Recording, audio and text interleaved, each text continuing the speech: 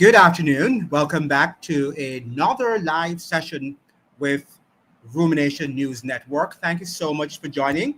And we're here live again, one more time, to discuss a very important topical matter, as we generally do. Now, this afternoon, we'll also be joined by Mr. Gerald Pereira. I haven't seen him yet, but I'm sure that he'll be joining us as the afternoon progresses. And the topic of our discussion this afternoon, we're going to be looking at, of course, the Caribbean under pressure, Kamla, Maduro, and regional stakes. Now, I think many of us are not taking this war very seriously. I think that we think that this is just going to be something that is the United States enters Venezuela, gets out, and will be left with peace in the Caribbean region. I think that that is what many of our people seem to have. They seem to think that this is a play matter. But this is a very important war. And when I say important, I mean that, yes, Mr. Pereira is here. Thank you, Mr. Pereira, for joining the studios. I'll put you in as soon as possible. Yeah, so many of us think that this is going to be a war that is usual, but this is going to be an unusual war. And we in the Caribbean region are not accustomed to wars and the effects of wars. I think that we have this sort of Hollywoodization of wars. And we think that wars are something that are, you just go in and you have your combat and you get out and we'll who is the winner, and then that's it. We all move on with our lives. But if we should look at what is happening in Iraq, if we look at what is happening in Afghanistan and many other countries, we'll understand that this is no joke.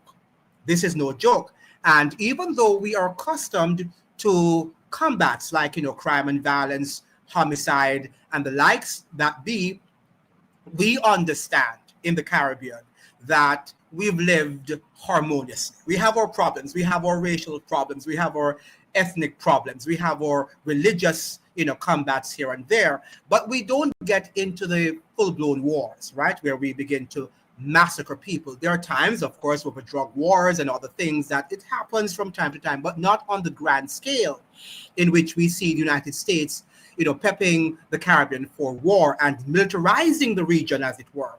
Militarizing, and that's what we have to also talk about, that the United States, apart from just going to topple the government of Nicolás Maduro, is also here to militarize, as it were, the region. Now, what is going to happen to us? Mr. Pereira, are you there? They will need, okay. Yeah, you can let me know when you're ready, Mr. Pereira. We'll be joined this afternoon by Mr. Gerald Pereira. As soon as he's ready, we will put him in the live. Yes, and we're seeing here that, don't you see that Donald Trump is beating a retreat? Well, he's doing that because I think it's a psychological game. Yes, he's playing the retreat, but he is actually playing a psychological game. And the United States sometimes does that, right? He wants to take, and he's also strategically positioning himself that he makes no error, because they know before that they have made errors. Remember now that it's not the first time that they have been trying to topple the government of Nicolás Maduro. They tried it in 2019, and I think 2020, and it didn't work. Maduro was ahead of the game. So, and we understand that they're getting help, as you're saying here, that he's getting help from that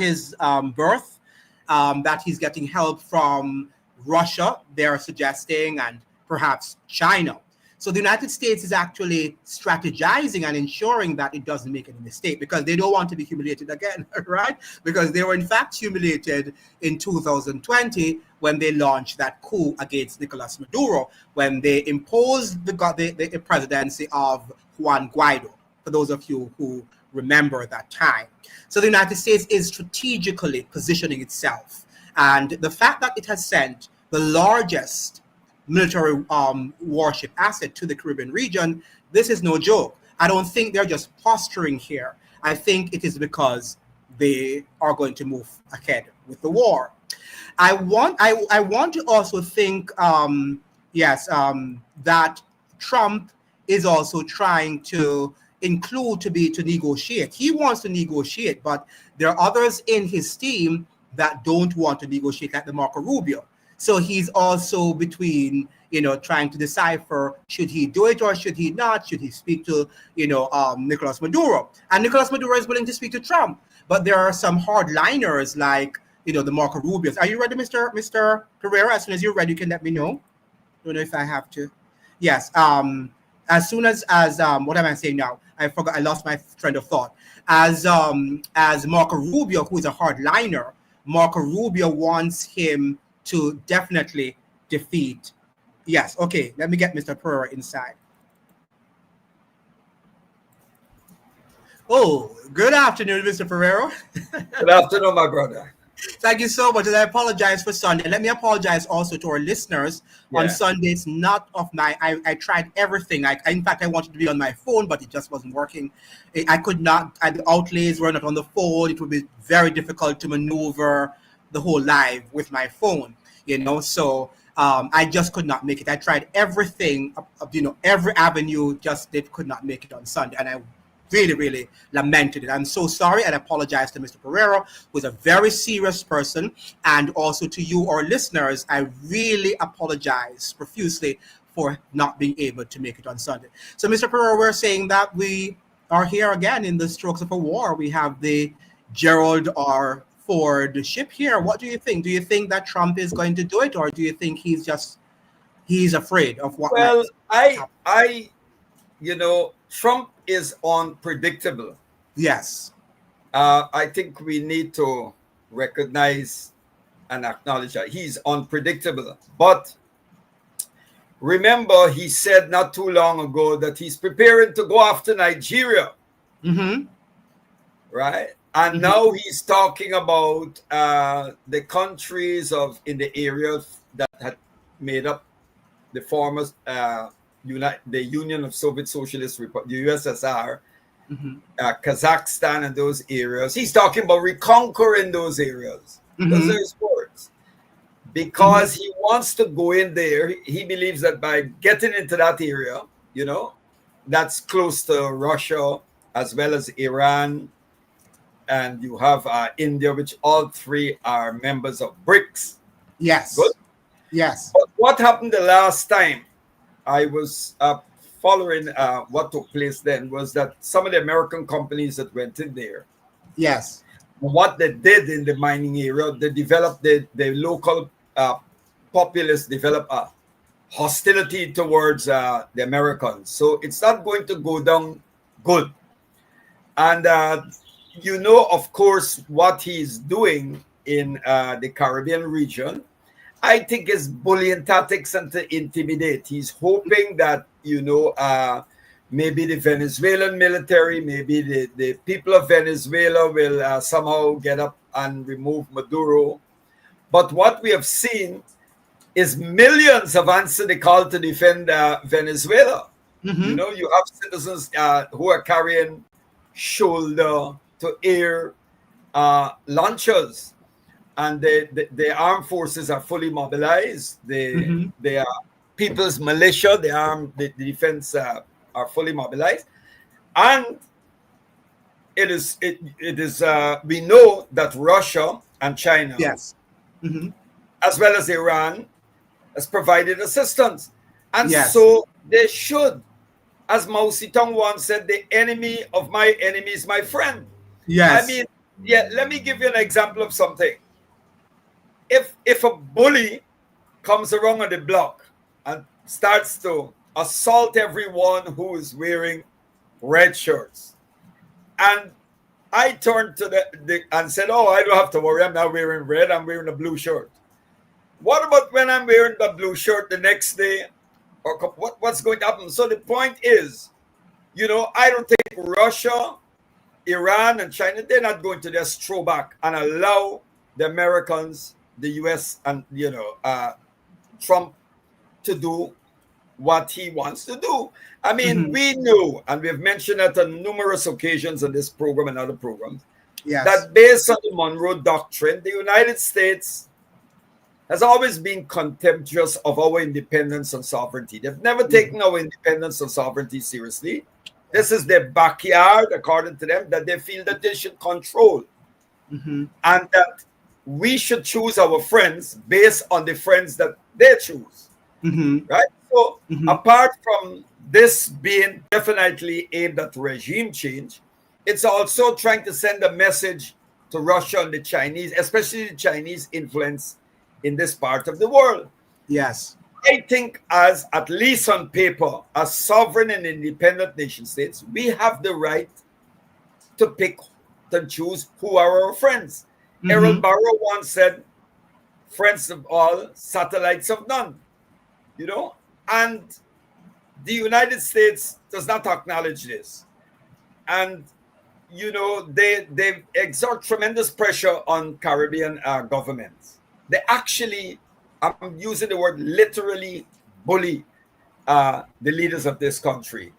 And it's crystal clear that bullying is the word to be used when applied to the present government administration in Trinidad and Guyana. Yeah. So I think what is happening is, I think this whole thing about, as I said, Trump is unpredictable, but also I think some of those high-ranking officials, military and naval officials that have resigned, including the African-American guy who's the head, yes. others, I think they have sent a message to the administration that they don't agree, because an attack on Venezuela is not going to be nice for the entire region. It's going to escalate into a regional war that will affect the entire region and have, as I point out, devastating consequences for Guyana, Trinidad, and other countries nearby. So I think that with all this bravado, all this big talk and all that, I think he's quietly trying to put his tail between his legs and ease out. And but at the same time, as I said, he's unpredictable. Yes. You know? What do you think about, Mr. Pereira, the fact that, do you think that Trump wants to speak to Maduro, but he has some hardliners like the Marco Rubios and others? Pete Hegseth is also somebody that people don't understand how hardcore he is. When he speaks, even though he speaks much more, in a more academic and more educated manner than Trump does, but when he speaks, you really wonder if he has any compassion, What do you think that they are the ones? You're right. You are right. There's I think that there is some signals that are coming out of Washington, and there are those who are saying that Trump wants to engage Maduro, but then the hardliners are saying that would be come over as a sign of making concessions and backing down weakness. Correct. And you're right, Marco Rubio and others who have tied themselves up with the neocons, some sections of the neocons, are bent on regime change. Yes. Not just in Venezuela, but by extension, Cuba and Nicaragua. Yes. And Colombia, it seems now that they seem to be... Colombia, because look at what they've done to President Petro. They've removed his visa. And this is a man who fought against the drug cartels. He has a history and track record of fighting the drug cartels. And you're labeling the man a drug trafficker. I mean, my brother, it's back to what Orwell said. We're seeing that, we're living in a world where truth is the attempt to portray truth as falsehood. And falsehood as truth. Yes. Right? And the warmongers are being celebrated as the peacemakers. And those who are talking about dialogue and peace are being demonized. Yes. I mean, it's the theater of the absurd we've seen, And we need to understand that, we cannot, and this is bigger than Venezuela. This goes for the entire region. We have to stand. The entire region, CARICOM, the leadership and the people have to send a signal to the regime in the US, and it's fascist. I've mentioned that. No one can deny that what we're seeing is naked fascism. I give an example. Look at what ICE is doing in the streets to people. Yes. People are being Yes. beaten. Yes. People who were born in the United States are being dragged out of cars and being Mhm. beaten and handcuffed. This Yes. is reminiscent of the days of the Gestapo. If this Yes. is not naked fascism, then tell me what is Yes. fascism? And Trump has likened the Antifa to terrorist organization. You know, where Yes, in the world are you going to liken, you know, an organization like that? You might Antifa, not agree exactly. with its philosophy, but you can't liken them to a terrorist That's right. organization. That's right. You know? And Yeah. and and we have. I'm going to tell you something that I had mentioned, but I'm not going to say it. There's a letter that appeared in the Guyanese press, Yes. written by one Vishnu Bishram, Mm-hmm. who's based in New York. Mm-hmm. This is a man who claims he's probably the most educated man in the world. Six doctorates and 6 Wow. masters. Wow. Yeah. But he writes absolute trash. Mm-hmm. He wrote a letter, and if you read that letter in praise and celebration of Trump, you'd believe Trump is Saint Francis of Assisi or some saint A saint, yeah. or peacemaker. Yes. And 2 days ago, I saw a huge billboard at a business owned by one of those who are cheering on Trump, who happens to be an Indian ethnic supremacist, with a big billboard with a huge picture of Charlie Kirk saying, "We love you, Charlie Kirk." Wow. In Wow. Guyana. Mm-hmm. In Guyana. Mm-hmm. And some of the same people are pushing and want Trump to remove Maduro, the government in Venezuela. Mm-hmm. And some of them want even Guyana to become a state of America. Yes, you were saying that. You were saying that. Yes. That's Yes. right. But what is interesting now is I was watching a YouTube video where there's a big backlash. The Trump supporters, the MAGA supporters, Yes. Turn against him. are going after the Trump officials who are of Indian or ethnicity. Mm. Yes, they're going after Kash Patel. I think it depends the wife of one of the Trump officials who is of Indian ethnicity, and they're going after Viviswamy. Yeah, Ramaswamy. Yes, they're going after them.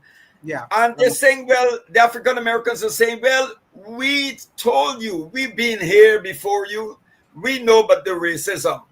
But you came in here and you believe that this thing is between Europeans and Africans. Mm-hmm. So you believe you can just sail freely, but now you have a rude awakening. So the MAGA people are going after those people in the Trump administration. It's interesting. It's interesting because I have been attempting some time ago, I've been observing it for years, to show this ideological convergence between this group of ethnic supremacists, yes, and Trump's agenda. Yes. Yes. And we're seeing it. I also want to hear postulate, and because I publish these videos daily, and I remember when I started YouTube, the Trinidadians were not the primary demographics in terms of the YouTube studios. Now, because of the war, and I've been publishing on the war and what's happening, they are number one. Thank you, Trinidadians, for supporting the channel. But when I started publishing, I could see that many of them were tuning in. But it seems to me, Mr. Pereira, that the large majority are pro-Trump and pro what Kamla is doing. Behind the scenes, it's almost like I'm seeing that sort of dynamic, that many of them were there initially to hear what I had to say and whose side I was leaning on. When they realized that I wasn't leaning on Kamla's side, they decide, oh, we're going to listen to him. Now, I've listened to some other podcasts, and those podcasts are really supporting Trump and supporting Kamla. And as soon as they publish their videos, wow, they're swarmed with viewers. So it seems to me, as you're saying, it's happening in Guyana. It's happening also in Trinidad, where it seems, we don't know, because there's no official what do you call it now, poll that has been done in terms of saying how many Trinidadians are pro or against. But it seems to me that a significant number of Trinidadians in the country are in agreement with what is happening in terms of the status quo, the position of Kamla Persad-Bissessar. What would you say about that? Well, from what I don't know in terms of any surveillance. So what I do know, which is sad, is that the previous administration ruling, yes, they said made some quietly did some arrangement with the Americans. Yes. You know, that is coming out. I have it. I'm going to show you. Go ahead, because I have something I'm going to show you right now. But go ahead. You know, this is not a case where I am saying, look, this is about Indians. No, I'm talking about the ethnic supremacists. Yes. That particular group that is very vocal. Some of them are lecturing at the University of the West Indies. One of them at the St. Augustine campus. One of them is Trinidad's ambassador to CARICOM, Mirage. Yes. I've listened to him, and he said nothing about the genocide in Gaza. He openly supports Trump. He speaks about America, this and all of that. He sounds like a MAGA person. But in the same way I would go after those people, I would go after those that CLR James referred to as Afro-Saxons. Those neo-colonial elites who are, as Franz Fanon said, black skin, white mass. Yes. We have them. So you have those on one hand, and then you have the other group. And both of them are happy to facilitate the hands of the U.S. imperialists in the region. Yes. You know? Yes. So, you know, and I am a very fair-minded, objective person. I am for the truth. I have always argued that one of the biggest obstacles to the total emancipation of African people in the region has been this black middle class that has internalized more of the Anglo-Saxon values. You know, some of them have more suits and ties than those who colonized us. Yes. You know? And they have that mindset. They believe that they have scored and they are there, that they're the spiritual and intellectual heirs of what the Europeans left, and they should carry on. And those people have not been, they have not done anything much in terms of carrying out meaningful transformation in the region, dismantling the plantation structures that are still intact. You know, we had leaders who attempted that. They made tremendous contribution, the founding fathers. We had Manley in Jamaica. We had Barrow, Burnham in Guyana, and Eric Williams to a certain extent. Yes, they did. But we have not replaced, other than a few leaders, we have not replaced, you know, leaders of such stature. We have not been able to replace them. Our leaders, the present leaders, do not stand up. Few do. But the majority don't. Right, you're correct. Now, did you see this as I was showing it on the screen? I don't know if you can you see it, Mr. Pereiro? Yes. It's U.S. can put troops in Trinidad and Tobago. Government signs agreement as White House ups pressure on Maduro, and this was under the Rowley's administration. Yes. Right. So when we are talking about Kamla, sometimes we often do not, place attention to what the previous administration did. And then now they will go and have these press conferences and pretend as if they're against what is happening. But behind the scenes, they were actually supporting what is happening now. That's right. That is the same thing. It's the same thing. What is happening in Trinidad, it's the same thing in Guyana. The two major parties have always been facilitators of U.S. Intrusion into our domestic affairs. Yes. They've always done that. I mean, I know I live in this country, and I can tell you that I know that the United States ambassador in Guyana is like a governor.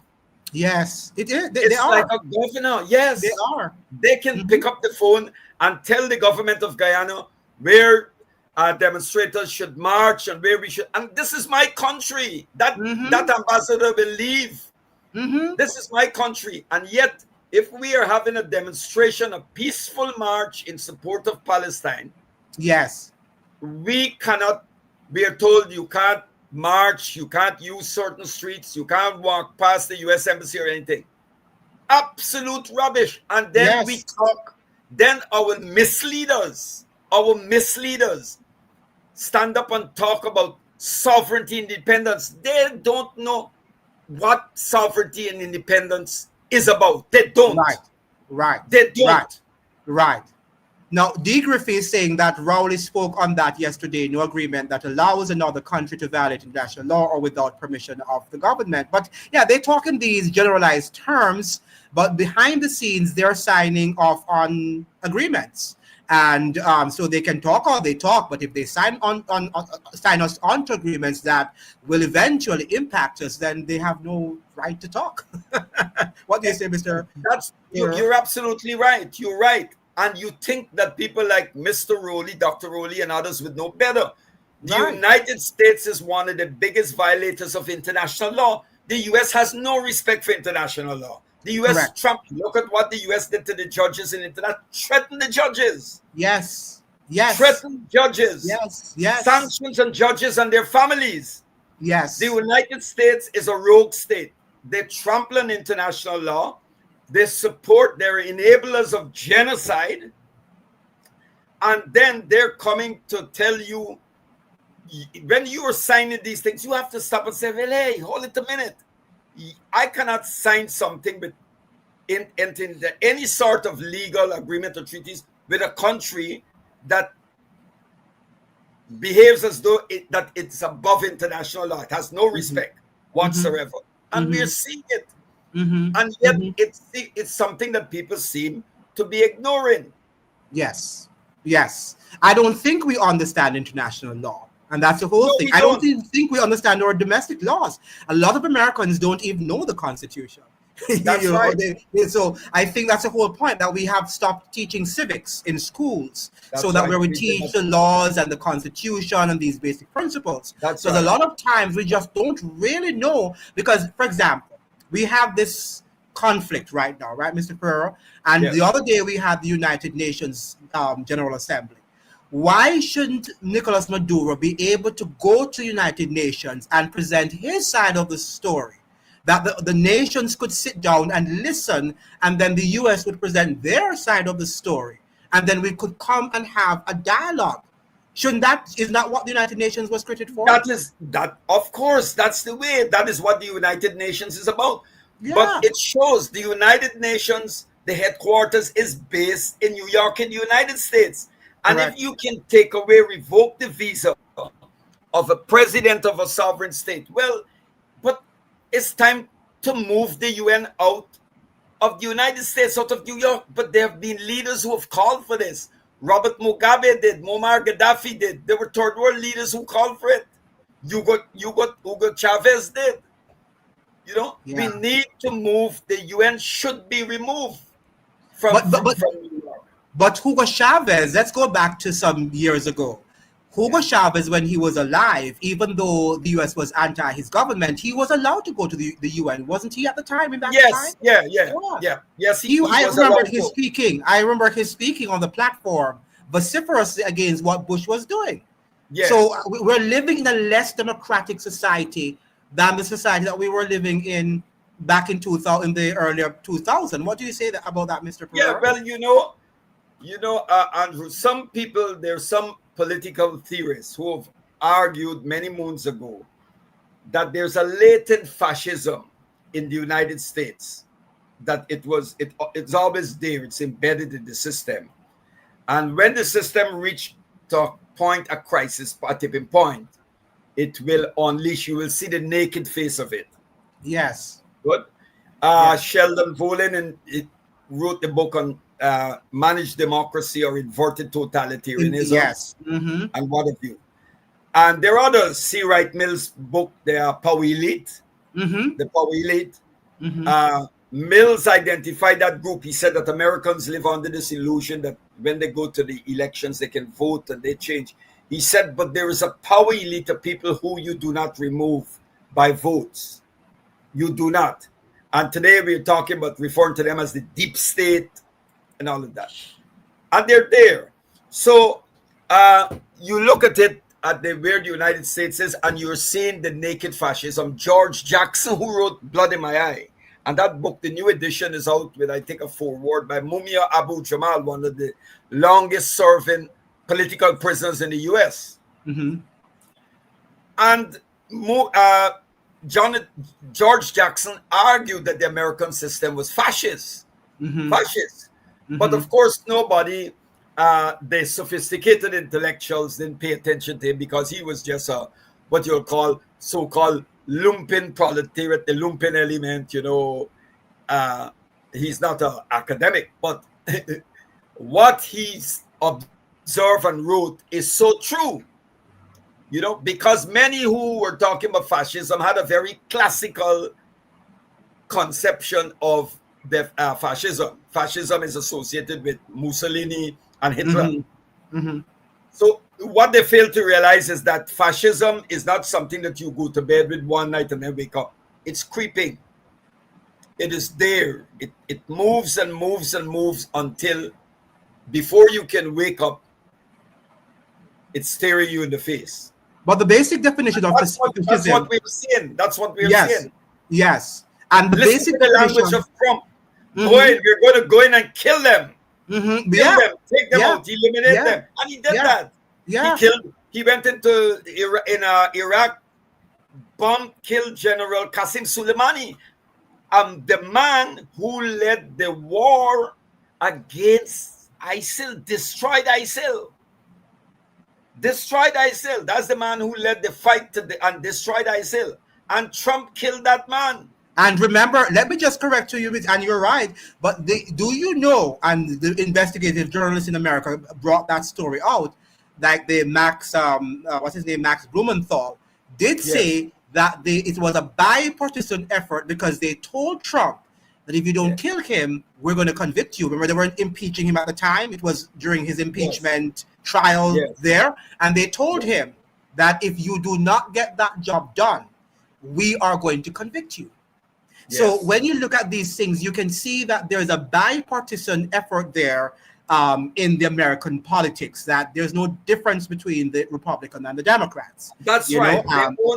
That's right. That's right. As Malcolm X observed that many years ago, when Malcolm X said, he said one is like the fox and one is like the wolf. Yes. But the objective is the same. The approach, the method is different, but the objective is to eat you, to destroy you. Yes. And the other day, Mr. Pereira, there was an article written in the Responsible Statecraft. I'm sorry, I didn't put it. It was the Democratic Party. Historically, it was the party of slavery.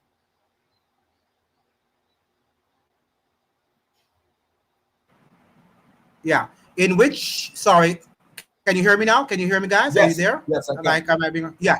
Right. In which he was saying that the writer of the article, the author of the article, was saying that he was itemizing all of the business contractors in America that are going to make huge profits from this war on Venezuela, including the Raytheons and all of these military contractors. So when we think it's just a war on drugs and the little thing that they're telling us, this is going to wreak a lot of profit for Trump businesses and other businesses. So this is something serious. We have to understand that this war is the racket. It's not about cleaning up the Caribbean of drug running and drug. Yeah. You have to be an absolute fool to believe that. Yes.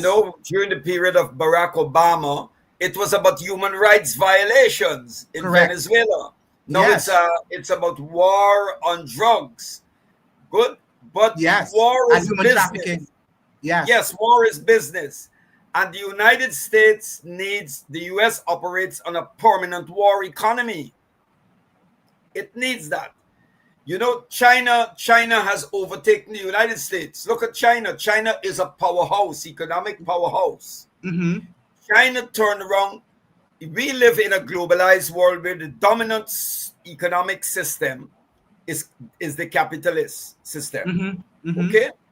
Countries that try to move away from that and chart a non-capitalist part of development, were the leadership of those countries were either destabilized, sanctioned, what have you.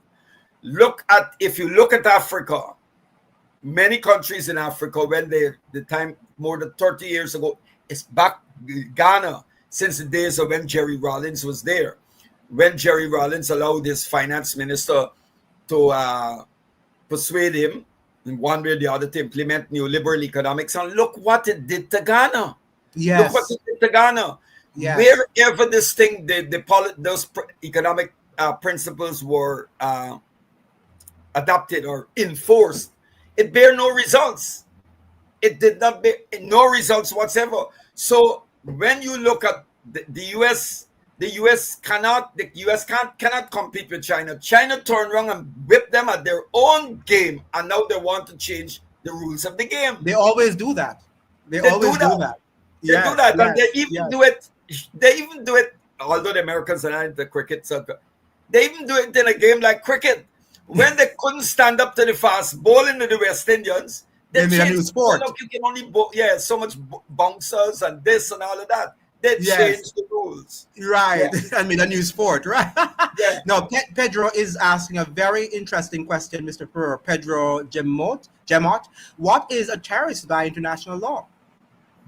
That, that's a good question. Very good question. Many conferences on that.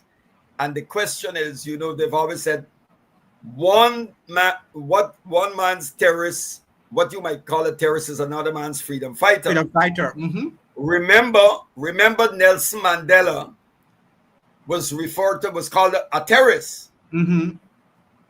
And Nelson Mandela and the ANC never carried out acts of terrorism as such. They sabotaged the ANC, the arm ring. They would attack installations and skirmishes with the South African forces and so. Mm-hmm. But they never captured white South Africans and executed them and all of that. They never did that. But up to when Mandela entered the United States to address the UN General Assembly at the time, and he was still listed as a terrorist. Yes. He was still.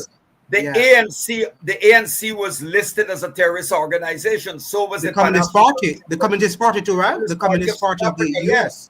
Yes. All those freedom fighters, all those liberation movement were listed as terrorists. Mm-hmm. And the real terrorists were being promoted as freedom fighters. Take, for example, when Ronald Reagan was in the White House, and the United States was arming the Mujahideen, the armed groups in Afghanistan, and Reagan welcomed them and called them freedom fighters. And many of those groups carried out naked acts of terrorism in the name of the U.S. In the name of the U.S. As the main press was saying, the people, the ones who are running the drugs, and they are not on U.S. side, they are the drug traffickers. That's right. The drug traffickers on the U.S. side are regular business people. And former U.S. officials, former intelligence personnel, and so have admitted that the biggest drug runners happen to be the CIA. Well, we know they've said that. Yeah. It's well documented. It's well documented. Yeah. It's well documented. Let's go. And what we call international law is basically West European law. So, President, law is, go ahead. Yeah. Go ahead, Mr. Small states do not have the same rights on like the big states. You look at the way they talk to us and the way they treat us. Yes, and we can give numerous examples of that. Yes, very well said, Mr. Pereira. You're always spot on. President Jafar is saying there is no such thing as international law. America can designate anyone resisting Western hegemony a terrorist. That person is correct. He's That correct. person is right. I Yeah, agree. he's correct. Yeah, yeah. Because when you look at it too, that in Ecuador, when the journalists were telling Marco Rubio that according to the United Nations document on drugs trafficking in the region, that they just had one page devoted to Venezuela, and they said that there was no evidence suggests that Venezuela was trafficking fentanyl and any cocaine to the United States. And Marco That's Rubio said to the journalists, "We don't care what they say. We Yes, don't that's care what what he they said. tell what the United Nations say." Go ahead, Mr. Yeah, Pearl. he said that. He said that. Yes, He said that. yes, So that's what yes, we're talking about. Contempt, disregard. The yes. United Nations, you listen to Marco Rubio. Mm-hmm. And if you study, if you read during the time of the Nazis, and you listen to what they said, these guys they've learned well from the Nazis. Mm-hmm. You know? And Mm-hmm. this is important. There's an important factor here. Noam Chomsky addressed it, and there are other Latin American investigative journalists and researchers who've done. You know, they've always been a huge neo-Nazi network in South America. Yeah, yeah, because they sent them from Yes, Nazi ever Germany. since the days when many Nazis disappeared. To Argentina and whatever. Yeah, Brazil. What's going on here?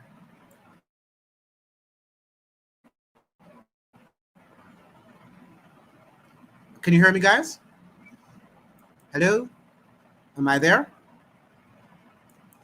Hello? Is it me or is it somebody else? Yeah. Let me know if you're hearing me. Can you hear me, guys? Are you hearing me? Okay, good. Okay, so you're hearing me well. Maybe it's Mr. Pereira on Mr. Pereira's side. Yeah, so what we were saying definitely is that we need to understand that this war is something. Are you hearing me, guys? Can you hear me? I hope it's not on my side. Can you hear me? Can you hear me? Hello? Hello? Can you hear me, guys? Okay, good. Okay, right, good. Okay, Mr. Perez is frozen. Okay, good. So what he was saying, what we are saying is, thank you so much, Jeffrey. Thank you so much, because I was wondering it was my side. I had to check. These things can be very, but what, Mr. Perez was saying is that when we look at the whole matter of terrorism and who is a terrorist, as he's saying, what is a terrorist? A person who's a terrorist to you could be a freedom fighter to me. And we see this time after time. But let me go back to some of the comments that you guys have been saying, because I didn't want. So let's go to what President Jafar is saying. Fascism is the total merging of corporations. That's what I wanted to say. President Jafar and government. This is now the embodiment of the United States. And I think that this is one of the classic definitions of fascism also. That is the merger of government along with private entities. And that's what we're seeing in our world today. Not only in the United States, President Jafar, but they are the ones, because they are so powerful, they're leading out in that sort of fascistic endeavor.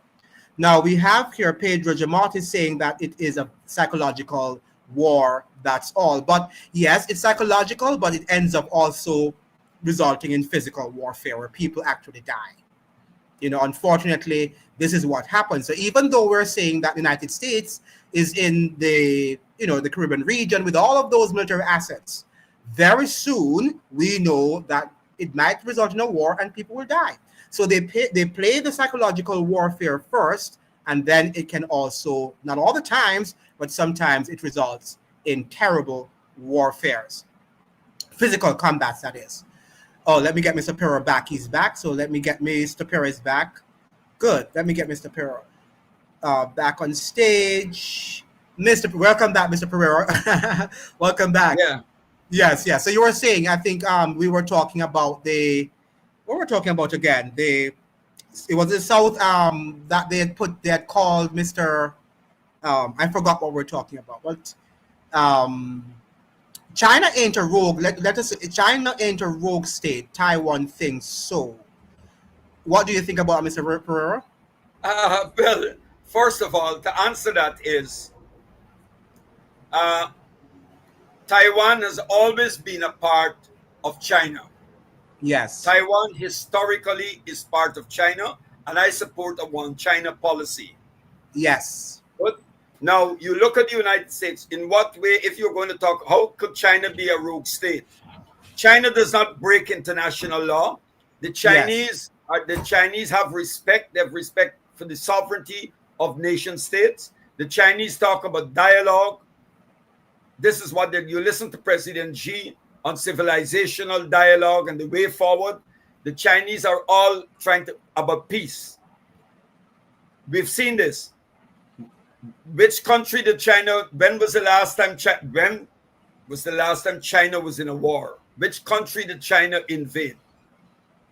You know, and then you look at the United States. Now, rogue state. The term rogue state cannot be applied to China. Cannot. Mm-hmm. Mm-hmm. Now, Taiwan, as I said, pointed out, and there are many who know this. Taiwan has always been part of China in the same way Hong Kong was part of it. It's part of China. Yes. But You're we correct. know the history of Western, and when the West went in and went all over the world seizing people's land. Right? Yes. Whether it's in China, India, Africa, all over the world. Yes. Good. Now, we had 13 colonies. The Americans, in the early days, you had 13 colonies.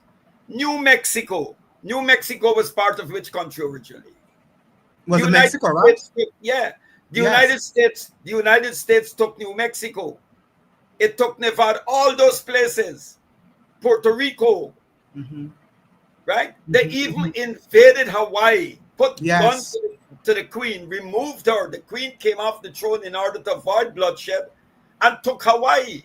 Mm-hmm. Mm-hmm. So who is the rogue state? Mm-hmm. What do you mean? I think people need to understand what is rogue. Mm-hmm. China does not break international law. China maintained their position that Taiwan is an integral part of China. Yes. And if you mess with China on the issue of Taiwan, they will deal with you, be it Yes. the United States or Japan or anyone. I am not bothered by the Chinese. I'm not bothered by the Chinese because China might be a superpower, but China, it's militarily and economically a superpower. But that does not make it, because it's a superpower, hegemonic. Yes. Now let's go back to Mr. Pereira, the Caribbean. Do you believe the Caribbean is genuinely at risk of losing its status as a zone of peace? And what signals concern you most? Well, yes, I think we've this started some time ago. When certain Caribbean leaders met outside while other leaders were inside in Trinidad. Burnham and the others, and I think it was George Chambers, who was the prime minister then. They were trying to arrange a peaceful outcome to what was happening in Grenada. Mm-hmm. And while they were having a meeting, you had Eddie Siaga and Eugenia Charles and Tom Adams. Yeah. Tom Adams were having a meeting with the Americans and giving the go-ahead for an invasion of Grenada. Mm-hmm. And ever since that, we keep talking about the Caribbean as a zone of peace and zone of peace, but we had that already. And now, with all this talk about zone of peace, we are seeing that the war drums are beating, and we're seeing this threat of an imminent invasion from the United States. Yes. So we want to stop. If we want the Caribbean to remain a zone of peace, we can't make it a zone of peace by saying, let the Caribbean be a zone of peace. We have to, as I said, with one voice, in unison, one voice, and our people in the streets telling the bully to the north that we will not tolerate, right, what you're doing in the region. You will not use our countries, our territories as an aircraft carrier to launch attack on any sovereign country or to destabilize any country, be that country Venezuela, Cuba, or Nicaragua. Because what lunatics like Rubio are after, they want regime change. Not if they succeed in Venezuela, they're going for Cuba, and by extension Nicaragua. Yeah. Let's talk about what is happening in Haiti too. I think a lot of things are happening in Haiti, but because of what is happening in Venezuela and Trinidad section, we've been devoting a lot of attention. But do you know that in Haiti right now, the Cherizier, that's Jeremy, what's his name? Jimmy the Cherizier. Yeah, the Jimmy Cherizier. He was actually, advising people, warning them that they should not come out, out of their houses, because he's actually challenging the security forces in the international, the Haitian police and the international security forces. What do you think about that development in terms of the war on gangs in Haiti, and also Andrew Holness's war on gangs in Jamaica? Well, before I comment on that, let me tell you, some time ago, I think it was late last year, there was a forum, a Zoom hookup with Jimmy Cherizier was speaking. Yes. And it was organized by a number of Pan-Africanists. And I listened to him. And this guy is politically and ideologically equipped. I listened to him. He spoke about the bourgeoisie, who are the real criminals, he said, look, they are gangs that are supported by the bourgeoisie, by the Haitian ruling class, those who control economic power, and by external forces. So when you say the gangs, you're just taking a brush to tar paint everyone.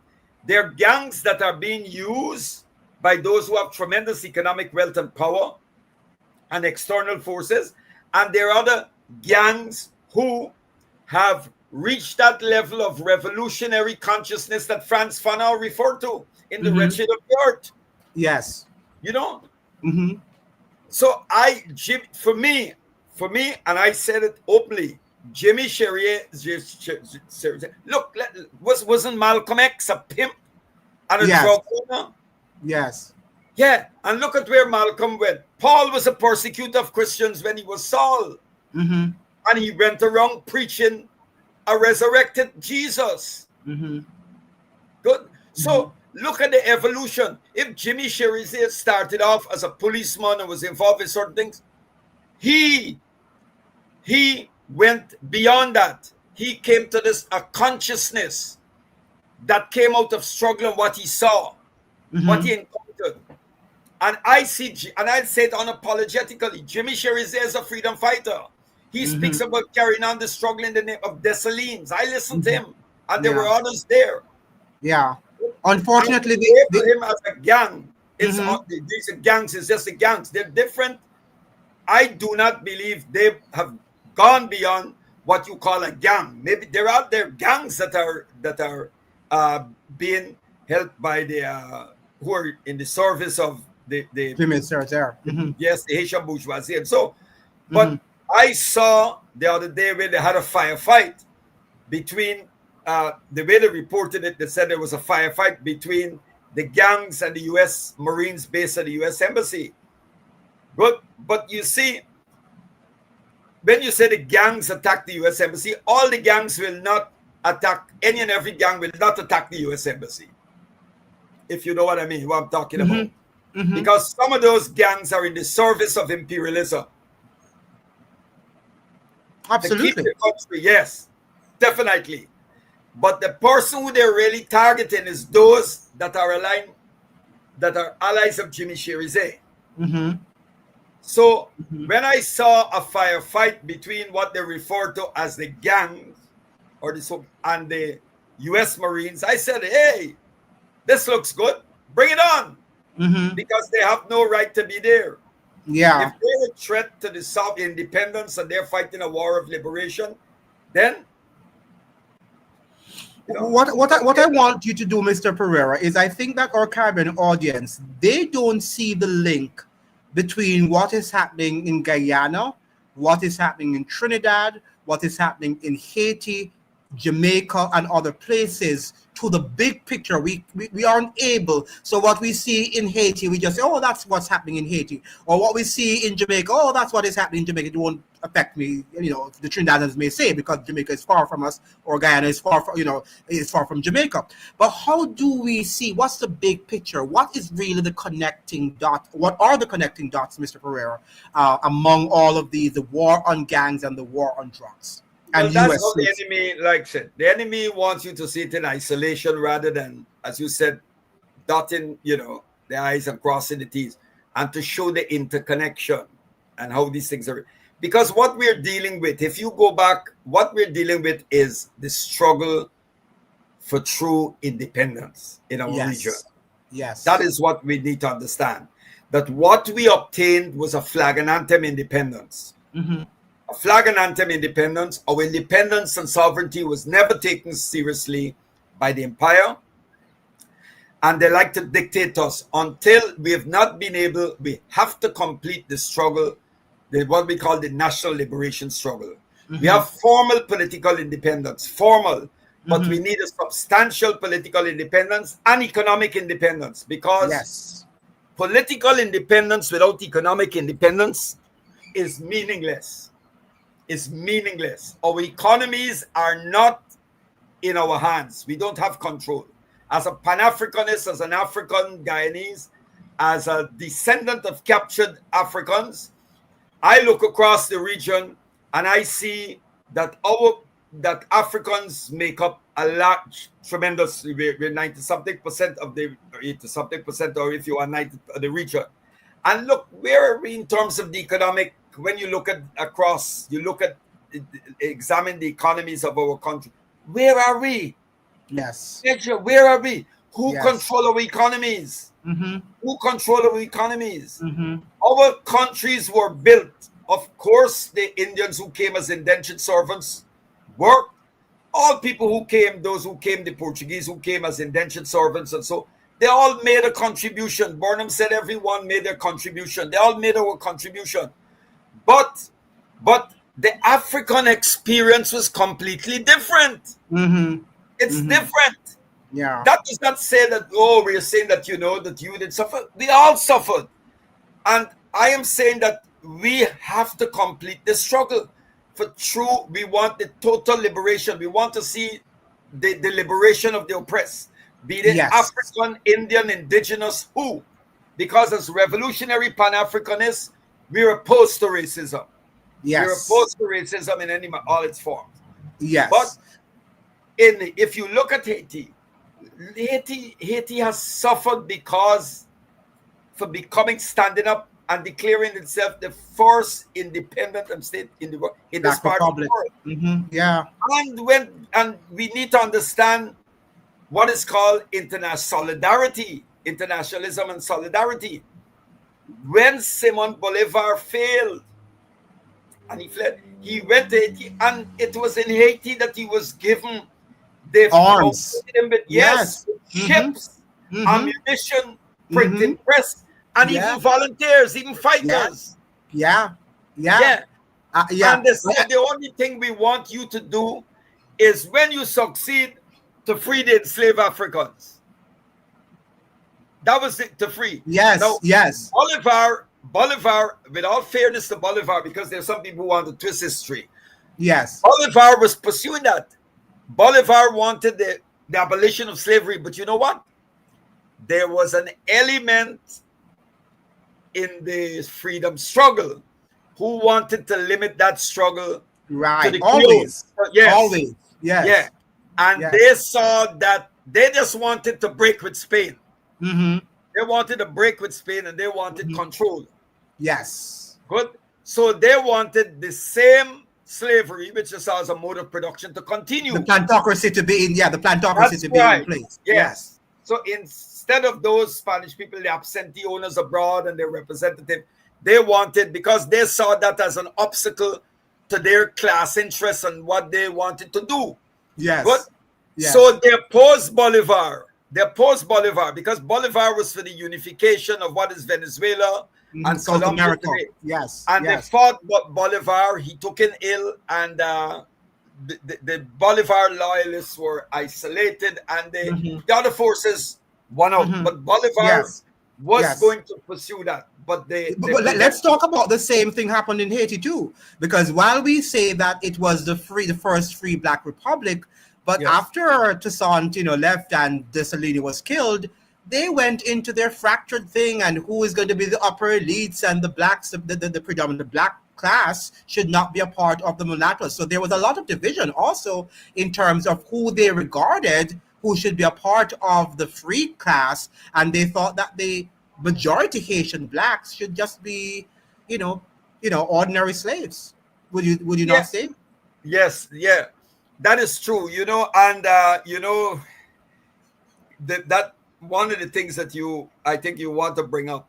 We have to the way the enemy divides us along shade, color, Mm-hmm. complexion, all of these. We're faced with all these issues Mm-hmm. because if you're a very dark skinned African, you're at the bottom rung At the of the bottom of the ladder, ladder. Yes. right? Yes. And that's how they operate, because you have to be conscious. Because brother Andrew, I'm going to tell you something, and this is important because of my name Pereira.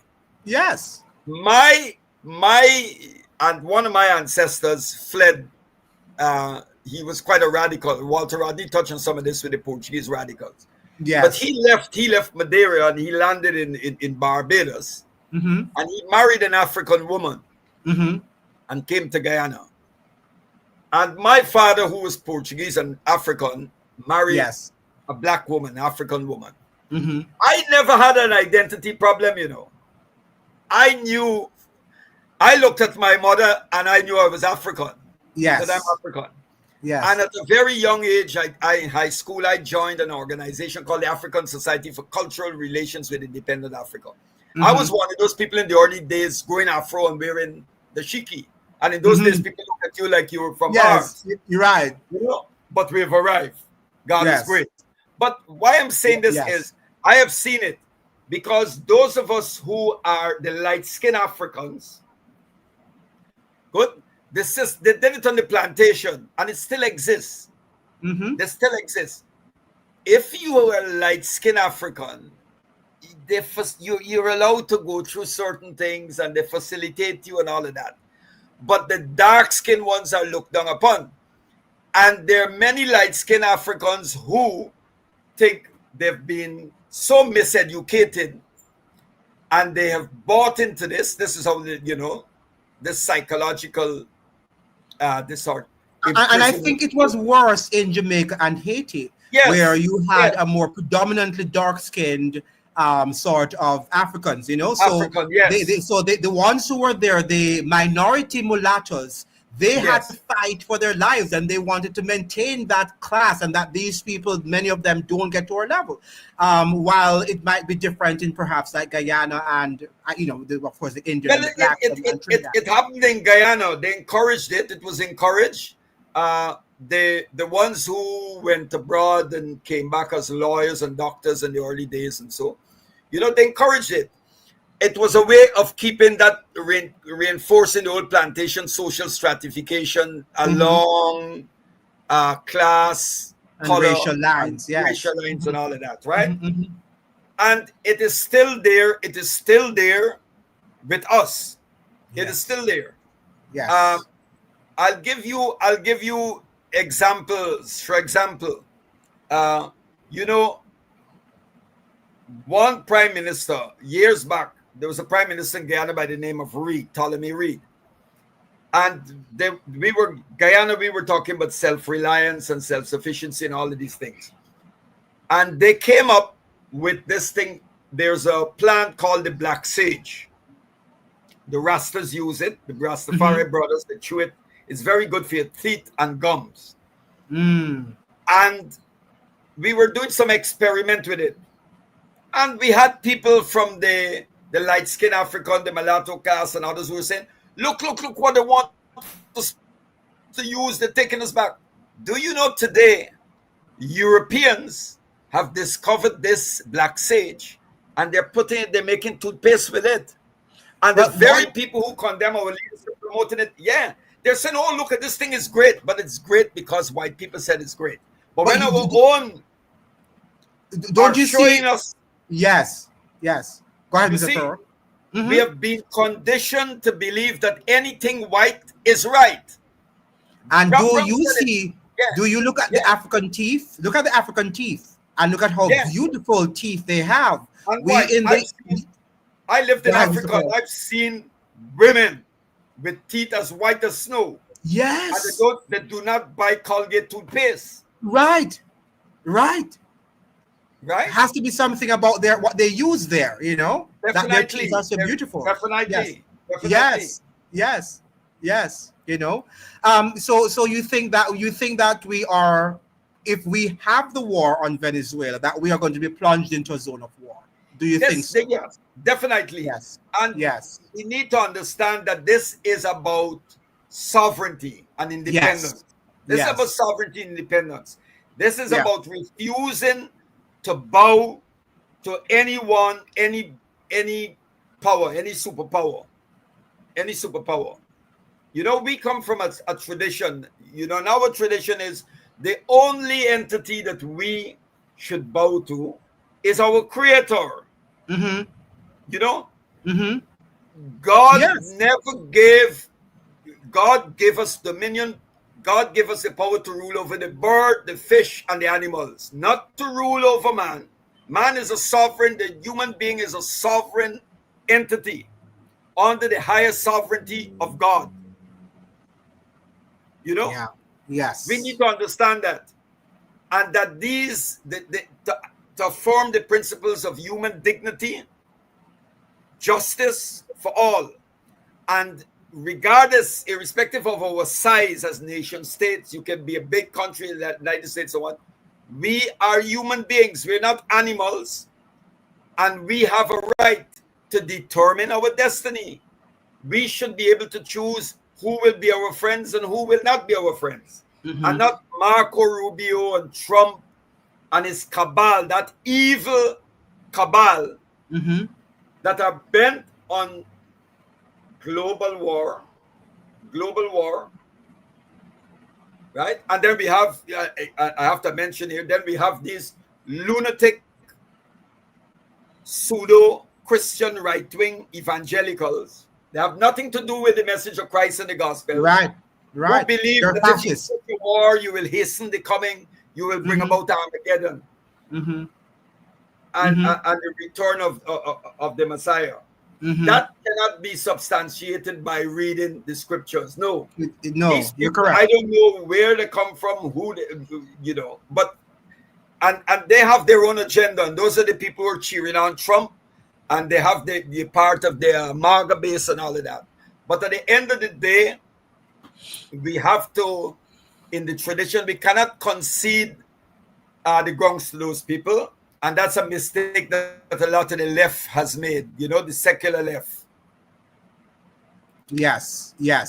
And you think the secular left doesn't have that sort, because when you look at what the Democratic Party did with the war in the Gaza, it was not different from what Trump is doing in terms of seeing that Israel is like the preferred people of God, and they have to defend Israel at all cost. Isn't it the same agenda? That's right. It's the same. It's the same. Yes. Because Israel, the Israel of today is not the Israel of yesteryears, of centuries. It's not. Correct. It's not. And even Jews, if you read Jewish liberation theology, and you read it, they're Jews who believe only the Messiah can restore Israel. And Israel, after the coming of Christ, if you do, the Israel and the New Jerusalem is not a geographical and spatial. It's not a nation state or geographical entity. It is not. The New Jerusalem. Yeah. So I don't know, these people, their theology is bogus theology. It's anti-Christian to the core. It has no, as I pointed out, these people are politicians who are abusing and misusing the holy scriptures to promote their own agenda. You have them in the Christian tradition, and you have them too in the Islamic tradition, and you have them in the Jewish tradition. Worldwide, because the United States is controlling the ideology of what countries should believe and what they should think or not think. Now, this person, President Jafar, is saying CARICOM tried to speak in one voice, but Trinidad broke away from the collective. Is that true, Mr. Pereira? Yes. Do you agree with that statement? Yes, definitely. Trinidad and quietly, and Guyana too. Guyana says one thing. There was a letter appearing a letter that appeared a few days ago in our newspapers. The top U.S. military and naval officials came into Guyana, and had secret and quiet meetings with with the president and the military top brass and the intelligence and security. And they came and they left. We don't even know if some is still behind, but nothing was said. The people were not briefed. Nothing. The president never addressed the nation and why they're here. We're in the dark. Yes. We're in the dark. The Trinidadians also are in the dark, right? The Trinidadians are also in the dark. They don't know what's going on. I understand that the military who went there to Trinidad from the U.S. military, the Trinidadians, defense force, the security force, didn't know where they were or didn't have any logistics in terms of information of their logistics, their whereabouts. It was just like chaotic. And I'm like, what are they doing? So even those people are in the dark, much less the ordinary citizen. Yeah. And brother, when you look at this, what the government of Trinidad and Tobago and Guyana, what they're doing, when you operate like this and you're going to allow our countries to be used as a springboard for aggression, and then you're going to use our sons and daughters put them in alongside the U.S. troops to lose their lives for a fictitious, for an empire that has its own agenda. It's not about us. This is treason. This is treason. And my position is that whenever there's a change of government and the leaders of those present administrations are out of office, the onus is on those who are coming in. That's if they will have the courage and guts to do it, is to put those people on trial for treason. Yes. It's treason. Yes, it is. That is what it is. We need to call it. It is treason. Yes. What does Kamla mean by in the Guardian newspaper to the Trinidad Guardian saying this morning that PM assures citizens TNT will not be used by U.S. to launch attacks on Venezuela? What does she mean by that, Mr. Pereira? I am not going to use a strong word to refer to her as a liar. I will just say I do not believe her. I do not believe her. Yes. If it's the type of thing that will just happen, and then they will come with some other excuse, some other thing they will come with after that act of aggression is carried out. I do not believe them. I do not believe the Prime Minister of Trinidad and Tobago, and I do not believe the government of Guyana. The Vice President of Guyana said that the threat to regional security is Maduro. How could President Maduro be the threat to regional security? One man. The threat to regional security is the U.S. Yeah, one man. Trump administration. That's the threat. Yeah, and have we lived in all these decades with Venezuela, and we have never had any problems with Venezuela? Exactly. That's right. Yeah, That's we, right. as I said on my video, Mr. Pereira, we always have our conflicts, even with among family members. You have your spats, people threaten each other and say, "I'm going to hit you if you do that." So even in families, we do have our conflicts, but it's not like we are going to kill each other. We've That's lived with Venezuelans. Trinidadians have always lived with Venezuelans, and there was no and Ghanaians, and there have been no problem. So why now? that's right, Why now? because that is what the US is pushing, as we pointed out.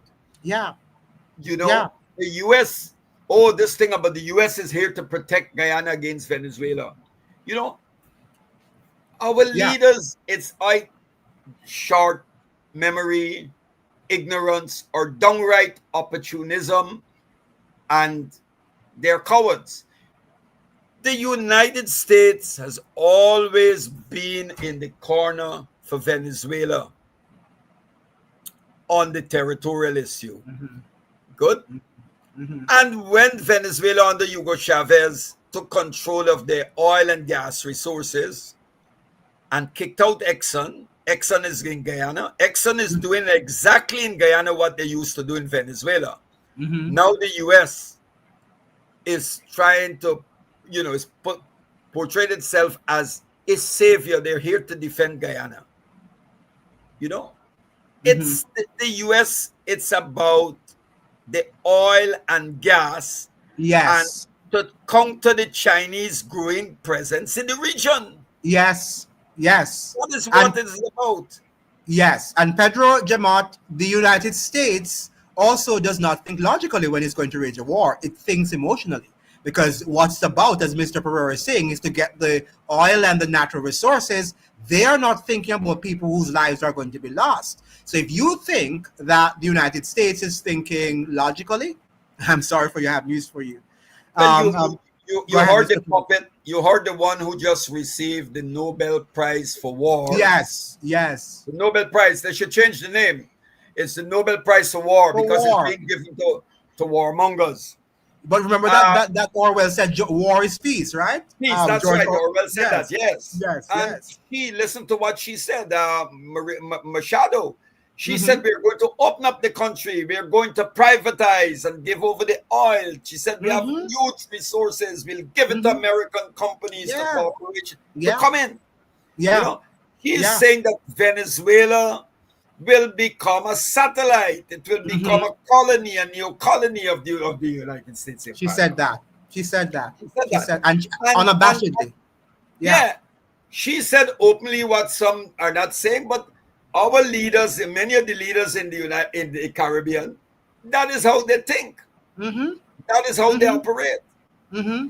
You Mm-hmm. know, Yeah, we are, I like it that you said that, Mr. Pereira, because I say even yeah. though I critique what Mrs. Kamla Bissessar is doing, but she's not different from many of our other CARICOM leaders.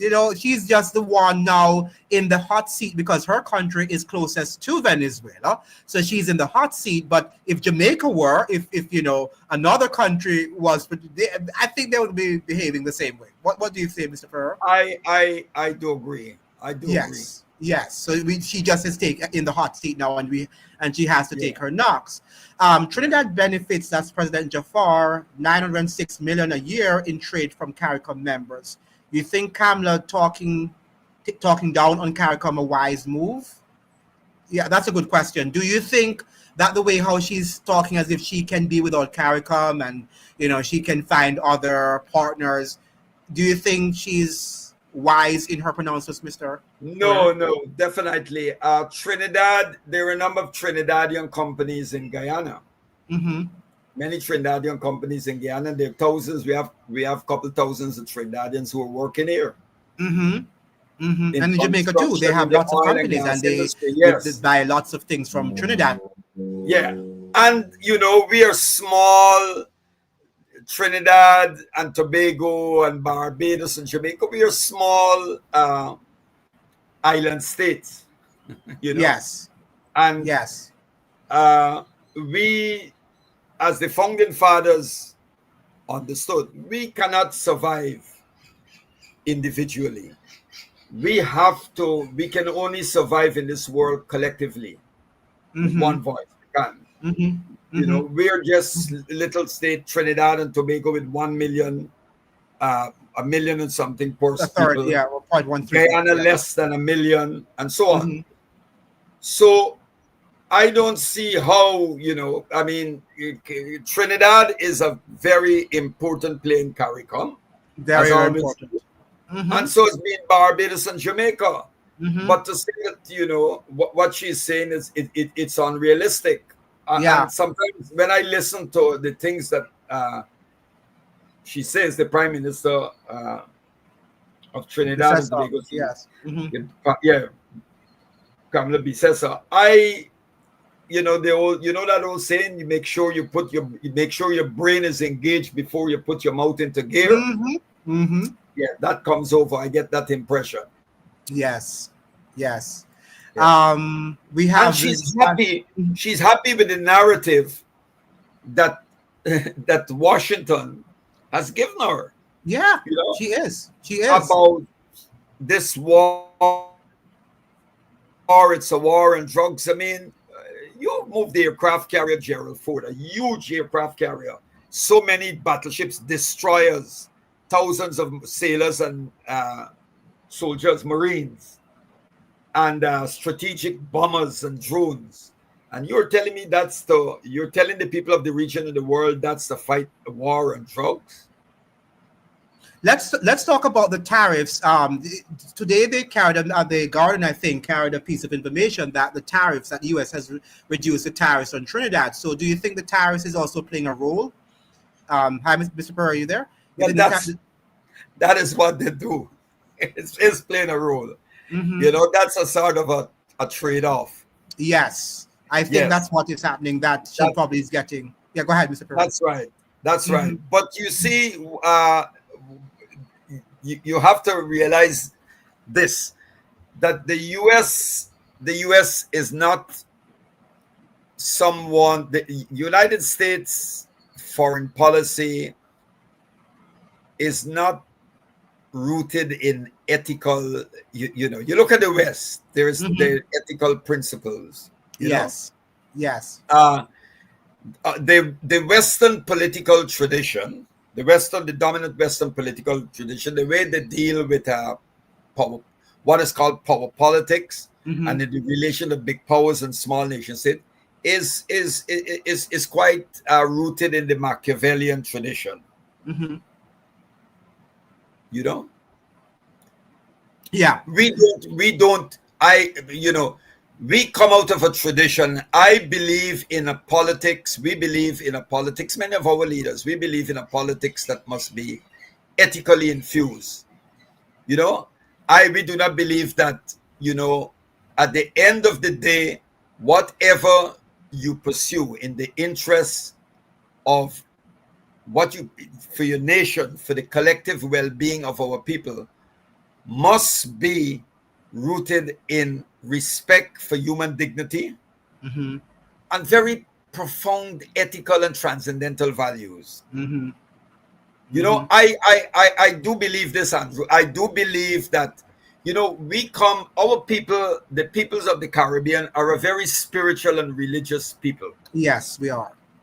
You know, I do not believe that religion and spirituality is a Sunday or a Friday or a Saturday affair. Mm-hmm. I believe this is something that we must embody in the way we relate to each Way of other. life. Mm-hmm. Yes, Mm-hmm. in the way we do business, commercial transactions, Mm-hmm. everything, our politics and everything. It must embody these noble principles and values. If we cannot do so, then we should stop calling ourselves Muslims and Christians and Hebrew and all of this. Yeah. Yeah. I think there's a conflict, Mr. Pereira, Yeah. that there's a conflict between the spirituality and the materialism, which is another form of spirituality. Right now, for Westerners, their spirituality is materialism. Right? So this is the conflict that we face, and we don't know how to straddle between materialism and having the morals that we think come from our religion.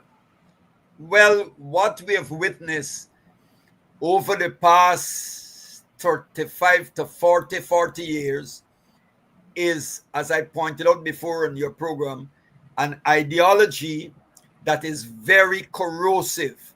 This neoliberal ideology. It reduces man. It reduces man to a one-dimensional being. Correct. To what is called Homo economicus, economic man. Yes. That we're just economic beings. Our function and purpose in this world is to produce and to consume. To produce and consume. Good. And this is so. You've had an assault on spiritual values, on religion. And when I'm talking about religion here, I'm talking about religion, true religion. Let me tell you what I mean by true religion. Good? Yes. I am talking about a religion that is emancipatory. I am my brother's keeper. I am my brother's keeper. Caring for my neighbor. Yes. Right? Believing that there is a higher purpose, that there's a higher purpose to life, that we are created for a higher purpose. And that purpose is to know ourselves and to know God, our creator. I believe that what has happened over the past 40 years, this neoliberal ideology, it is more than economics. It is economics, but it is more. Yeah, I agree with you. It is an attempt, and it has succeeded tremendously to create a being that is greedy, selfish, uncaring, and all those, the vices, those things that we have condemned, have been transformed today into virtues. You're correct. So greed is good. Yes. Greed is good. You look out for yourself. And if those of us who believe that there is something, hold on to something transcendental, something that brings meaning to our lives, we are dismissed as naive, unrealistic, and all of that. Yes. So what we have today is people who are operating purely this ideology, this neoliberal ideology that is so corrosive, has not only assaulted the mind at the intellectual level, the mental level, but it has corroded the spirit. Yes. Right? Yes. So what we have now is what Martin Carter, the great Caribbean writer and Guyanese writer, has a paralysis of the spirit. And we are seeing it. Yes. Now, Kamla is not talking down to anyone. She's entitled to express herself. Of course, she's entitled to express herself. What we're saying is that if she's saying that she doesn't need us and she can go and to get other, economic partners, that, I think she's just being here. She needs us. We can't survive without each other. She needs us. We have been together for years.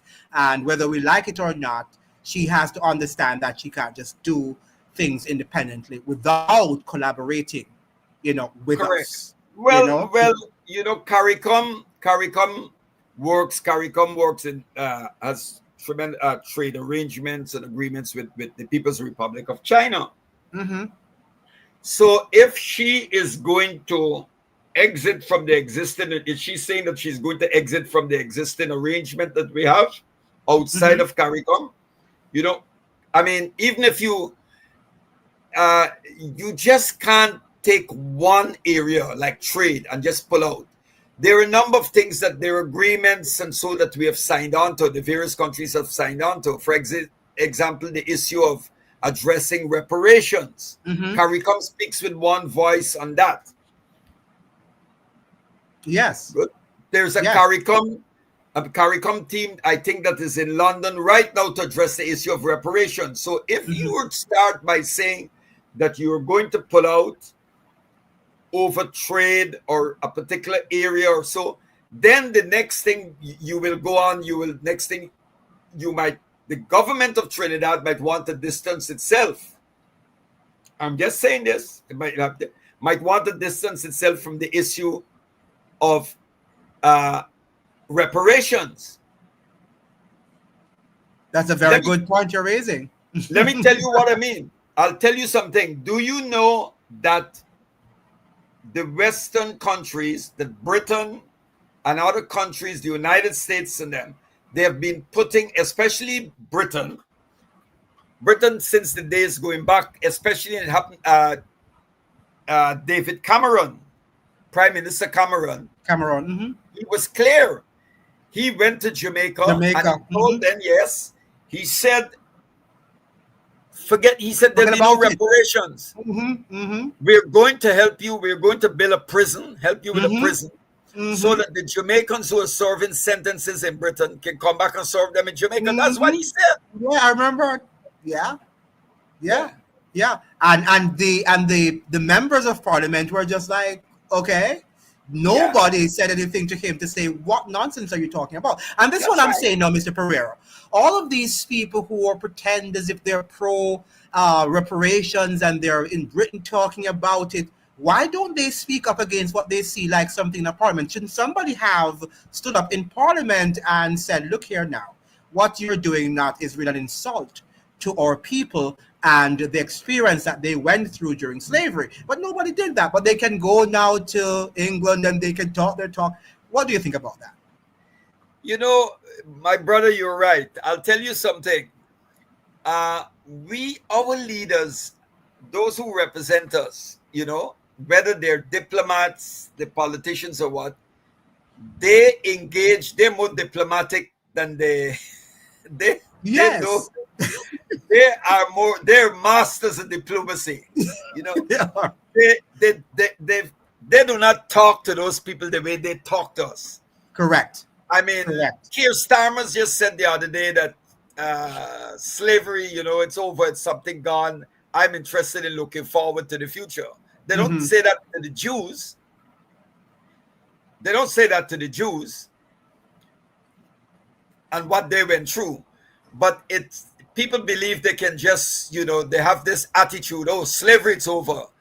Let bygone be bygone, move on, stop looking back. That's what they say. That's how arrogant they are. Not to cut you there, Mr. Pereira, don't you see how though the descendants of the slave masters are speaking to us straight and the naked? They're not speaking diplomatically. They just say forget about it, as naked and as raw as they can be. Why can't we exercise that same rawness to them and say, no, we can't forget about it? Go ahead, Mr. Pereira. My brother, I agree with you. The descendants of captured Africans need to talk exactly like that to them. That's the way we should talk. And that's exactly how I talk to them. You know, I say to them, I always say this.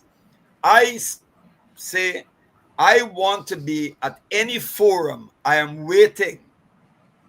I am eagerly waiting when there's any forum discussion on democracy and freedom anywhere in Guyana, and Western representatives of the Western embassies are going to be there, whether it's a representative of anyone in the Western embassy who's going to deliver that talk, because they're good at that.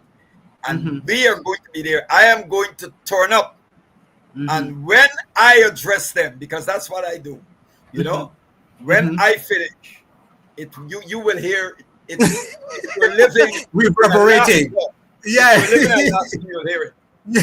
I know, Mr. Pereira. Because I talk like they feel nigger. I'm a feel nigger. I'm a feel slave. And it's not being about feeling nigger. It's about the plain truth. Speaking the plain truth. And that's what we have to do, the plain truth. It doesn't have to be raw, but it's just a plain truth, you know? Just to correct you, Pedro Jamat, Haiti was forced to buy its independence, right? And to pay for it. It did not pay for it voluntarily. It was because it was forced to do so. And we have to make a distinction between that, because they were not going to sell themselves and buy their freedom. They know that they fought for their freedom. But having got the freedom, then, you know, France and the United States and all these imperialist nations forced them to pay for their freedom. Now, would you agree with that, Mr. Pereira? It's you know, that is, when you look at that, I mean, my brother, there's no words to describe that. That is, imagine the enslaved, the descendants of the enslaved had to turn around and pay, address this, your reparations or pay compensation to the enslavers. Forcibly, yeah. Yes. At gunpoint, too. And Haiti has suffered tremendously for that. And do you know they were paying so much? At one point, I can't recall who was the Haitian leader that wanted to stop it. And they dealt with him. And then Jean Bertrand Aristide was removed for the same thing. Yes. Was removed. After he said it, after he requested reparations, he was removed. Yes. And they removed Jean Bertrand Aristide. Jean Bertrand Aristide was not a communist. He was a priest. He was a priest who came in the tradition of the liberation theology. And remember when they captured him? Yes, and they removed him at gunpoint. He was removed by the Canadians, the Americans, and the French, and put on a plane and sent to South Africa. Yes, and when the Prime Minister of Jamaica invited him to see what he had to say, just like what we would do to Chavez now, we should be listening to what Chavez, the CARICOM should have invited Chavez to address them and to say his point, to give us his side of the story. Instead, we just take the United States version and say, that's it, and we're going to go with the U.S. Go ahead, Mr. Pereira. Well, this is the, we've always bought into the lies of the empire. And it just it's going on and on and on. And you believe that someone with a history of lies, a person is this person has a track record for lying. Yes. And then one day they come to you. Why are you going to believe them? The United States have always come up with fictitious argument, to justify regime change or to sanction countries or go after. Look at what is going on in the Sahel countries now. The Sahel countries are moving in another direction. They're on the march to achieve economic independence and true sovereignty, and they're being destabilized. The Western nations are going after them with a number of surrogates to destabilize those countries. Because France no longer has the grip it had on those countries for years. It's over. It's over. So the minute you start to move in the direction to achieve true sovereignty and independence, economic freedom, then the empire, the Western European nations will go after you. This is what they do. And they will always come up with something to go after you. It's either human rights violation or something from drug trafficking or something to justify sanctions against you or to assassinate your leaders and to bring about regime change by one means or one way or the other. I mean, look at what they did with Grenada, they did it with Iraq, they did it with Panama, they did it in many countries. Yeah. When I studied Latin American history at Howard University, I taught there for a while too. It was painful, Mr. Pereira, to read that history of what happened, U.S. imperialism in Central America, South America, in the Caribbean. It was just painful to read. You say, but my God, I mean, you talk about U.S. being a democratic country with a constitution that believes in equal rights of all men and women. And then they've even cut off genitalia of people. Some of the things, the torture that some people went through in Latin America, I wonder if our people understand that when you have an occupation of U.S. soldiers, some of the most incredible torturing happens to people. Yes, the question that we always put to those who talk about America being a democracy, the great question is, in what year did America become a democracy? No one can answer that. Mm-hmm. What year did America become a democracy? Mm-hmm. A true democracy. Yes. A real. Well, in you know, the term democracy is a contested term and concept. Mm-hmm. It is. Mob rule. Yeah. Because yes, it is. But if you look at in the United States, up to the 1940s, and even in parts of the 50s, they were hanging Africans, still openly lynching Africans, and people used to take the children to picnic and barbecue to observe it, so that they will inculcate that type of hatred and same thing. This is well documented. Yeah. And we need to understand that the American founding fathers never saw the African as a full human. That's true.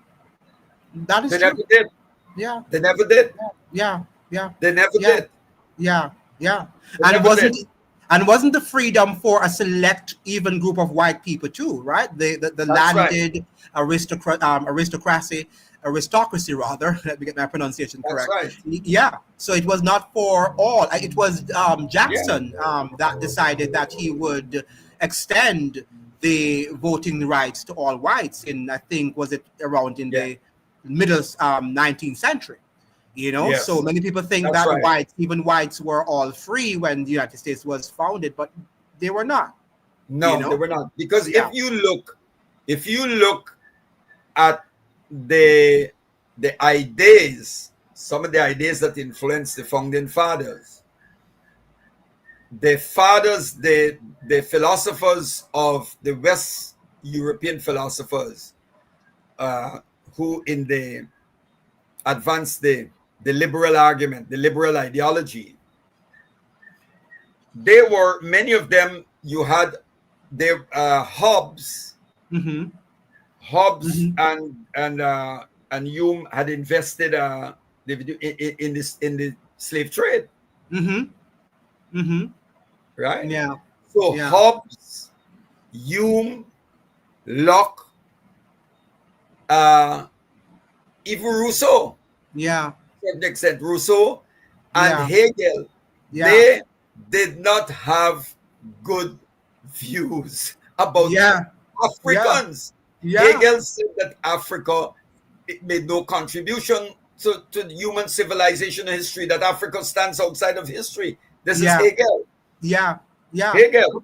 Remember some of the abolitionists in England and also in America, even though they were anti-slavery, but they were not anti-racist. You know, they weren't anti-racism. They were just, they didn't like the fact that you had slavery that was competing with white, labor, and the fact that they are going, so they wanted the country to be free of slavery.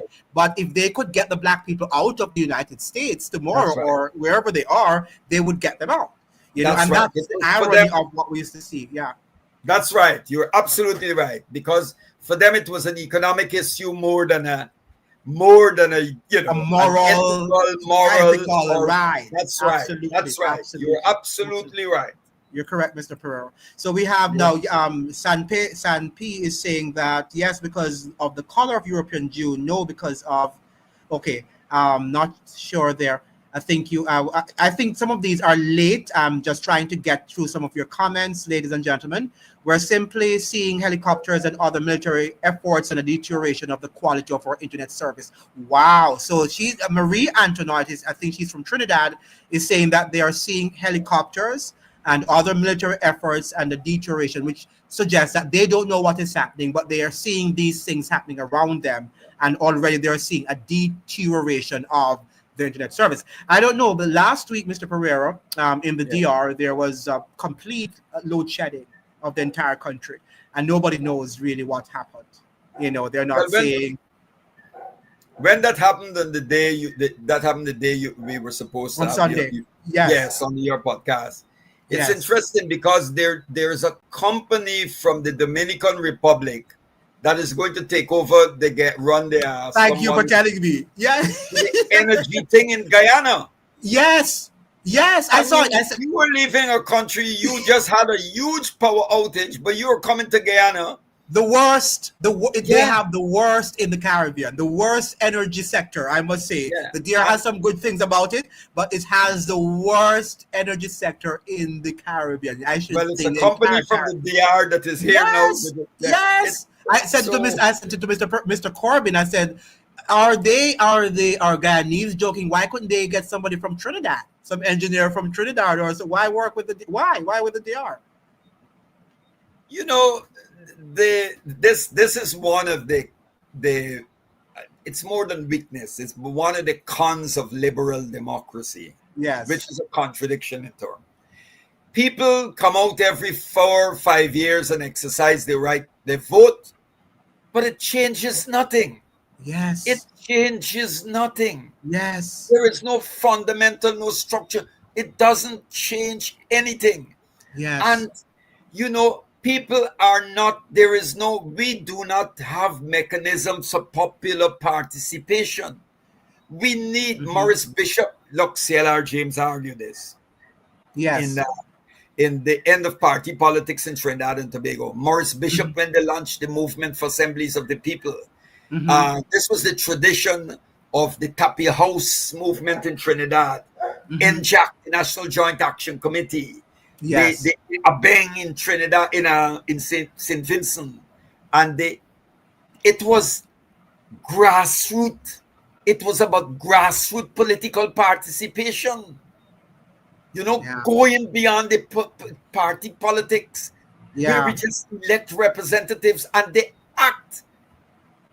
They were supposed to, but they don't act on our behalf. They act on their own and their own Yeah. interest, Yeah. But and the interest of those who finance the campaigns. why bring a company that is known to be from a country that is known to have the worst electrical infrastructure in the Caribbean? Why? This is a question. This is exactly, and this is what the government of Guyana did. I Why saw would it. you bring them? It's I a saw it. case. Then yes, it's a case that when you look at it, it points clearly in the direction of corruption. Mm-hmm. Mm-hmm. You Mm-hmm. know, Mm-hmm. because Mm-hmm. the way they are, there's some people, a number of organizations have questioned the whole arrangement, the way it was done, and so. But this is what normally happens. You have state officials and ministers of the government, and so these people set up companies. They have companies and they have people who front for them, Yes. either brother, a sister-in-law, or somebody. And these people reach out and they bring in these companies from outside. They enter into lucrative agreements with them, and they get their kickbacks.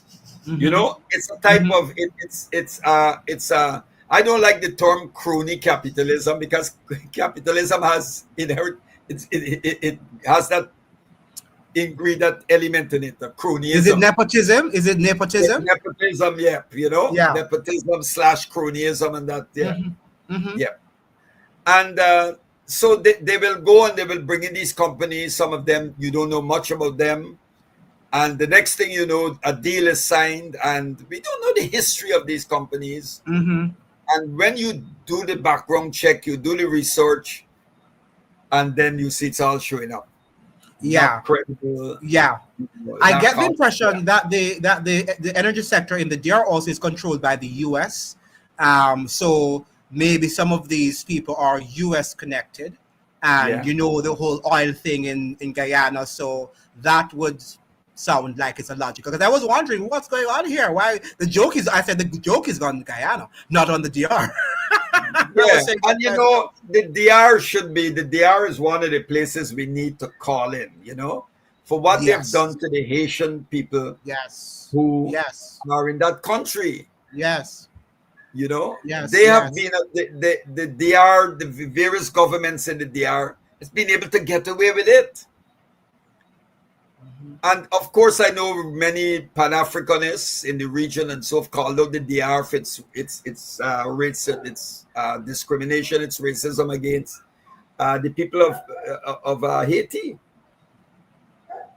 But as you said, Mr. Pereira, I think that it is a combination of the Haitian oligarchs along with the DR oligarchs who are doing it, Of course, right? because So when you look at the Haitian oligarchs, who are the Haitian oligarchs? correct. They live right Who are here, the right? Haitian oligarchs? Yeah, So they have more. The people that they will enter into arrangement with is people who are far from looking, who look, the same who we were talking about earlier. yeah. And when you go to the private schools in the DR, you see a lot of the oligarchs' children there. They Yes, have lots of properties in the DR. So the yeah. fact of the matter is that That they mulatto they class, the control. so-called mulatto. Yeah, yeah, Absolutely, absolutely. They do yes, their business over there and then they play here. This is their playground, the oligarchs' yes, playground here in the DR. So it's a yeah. very, very complicated sort of It issue. is. I It couldn't is. understand. Go ahead, Mr. Pearl. Go ahead. It is, and this is the legacy of we're paying for what of just of the trading capture, just going to places and just making war on people, uprooting them, and then bringing Mm-hmm. them and dumping them in a place that is today known as the Caribbean, Mm-hmm. Mm-hmm. that we call the Now, Caribbean. yes, Don Shelley, look at the RSS. It is stationed in Barbados. What is the RSS? They had to know beforehand that the Americans were coming. There's an RSS in Barbados? The RSS is the regional security system that they Mm, operate, service that operate out. They operate out of Barbados, and I mm, agree with that. What that person yes, point out. How yes. could the US just barge in and the RSS are not aware of it? You see, these Okay, things are yeah, hidden from us. These people, yes, they, you know, they get this yes, information, they know, but they don't share it. The people, yes. you know, it's like you have no obligation Mm-hmm, to the citizens of the region. mm-hmm, None mm-hmm, whatsoever. mm-hmm, mm-hmm. None whatsoever. Yeah, Everything is yes. done to please the empire and its overseers. Mm-hmm. Yes, yes, yes. So thank you for sharing that, Don. Marie, if the regime change efforts succeed, Afro-Venezuelans are sure to suffer under the classist Maria Corina Machado, Parisca, and Edmundo Gonzalez. Yeah, because Edmundo Gonzalez is now in Spain, right? Awaiting Yes. the call back to Venezuela if Nicolás Maduro. Now, what do you think about the news, Mr. Pereira, about Nicolás Maduro deciding to take away the citizenship of these opposition leaders? Do you think that is something that he should be doing? To Uh, denationalize them because of what? Because of their, what do you call it now? Not hypocrisy, but betrayal of what they working with the United States against their patrimony. well, in any country, if you are a traitor Mm-hmm. and you're calling for an invasion of your own country, Mm-hmm. then of course under the constitution it's more than Maduro have a right to take away the citizenship. Okay, okay, okay. She should go and live. She should reside in the United States. She should go and Yes, be a governor somewhere in the United States. if she wants to sell all the assets That's of right. Venezuela to the US. I see what you're saying. That's right. That's Yes, right. yes, yes. President Javar is That's saying right. Chavez and Maduro The identified. United Go States ahead. do it. The United States do it to people. They've done Mm-hmm. it to many. Mm-hmm. Yes. Yes. Chavez and Maduro identified, represented the Afro and indigenous, yeah, Venezuelans. And we know that. Thank you for saying that. Now, Pedro Jamat, he's saying, let me That's have so Mr. true. Perry. Mr. Perry, you can respond to that. I'm the only respond for you. I was going to respond, but I might be Yeah. a little bit Go on. harsh. Yeah, so you respond. I bet Mr. Pereira went to college in the West. Yeah, so did I. Go ahead, Mr. Pereira. What's the question on what the comment? He, Sorry, he, I didn't see it. he's saying that I bet Mr. Pereira went to college in the West. Yeah, he did, and so what? You know, that's I was wondering. What? So what if he went to college in the West? He's not suggesting that the West is an entirely bad place. What he's Yeah. looking at, we're Well, critiquing what is yeah. happening in the West and looking at the bad Yeah. things Well, and things that's that we that. can improve.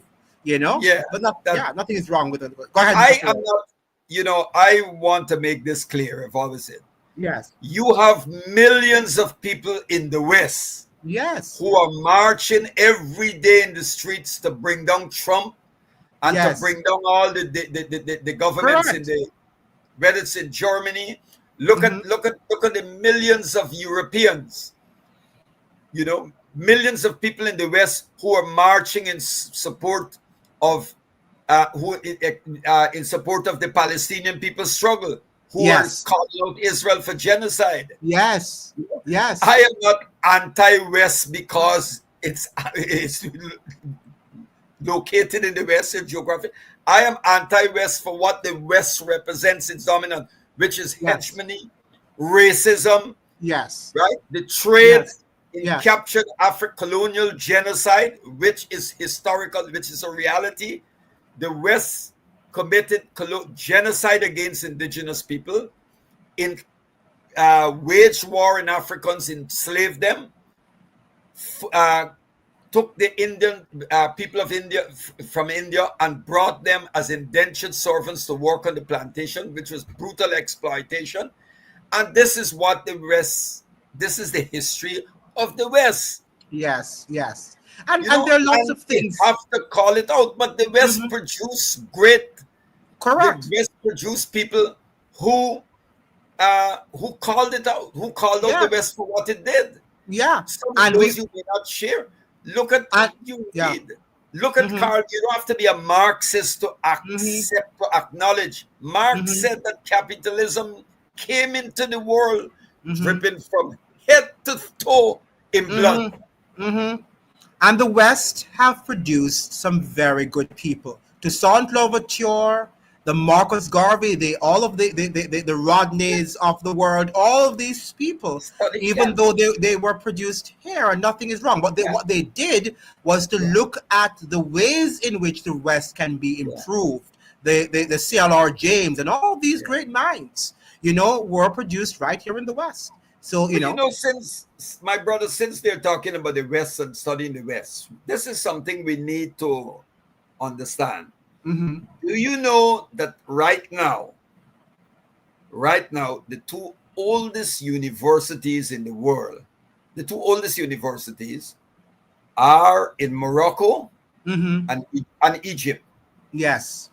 The one in Egypt commemorated, I think about 10 years ago, it commemorated its 1,000 something anniversary. Good. The first universities flourished in what is known as in Africa.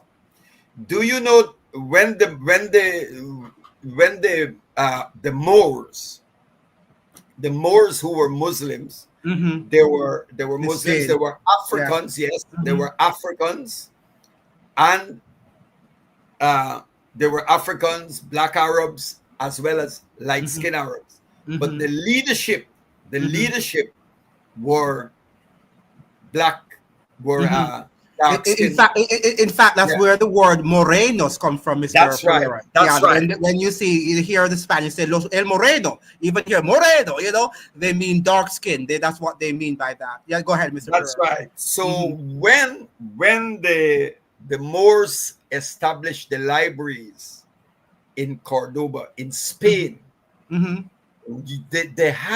were more books in Spain, in Cordoba, under the Moors. They had more books in the libraries there than all the libraries in Europe. Yes. Europe, King Charles, when he was prince, he said in a speech, had it not been for the Moorish, the African/Islamic presence in Europe, Europe would have remained longer in the Dark Ages. So this thing about the West and knowledge and studying in the West, we need to understand that what we learn in the West has its roots in Africa. Absolutely. Out of Africa.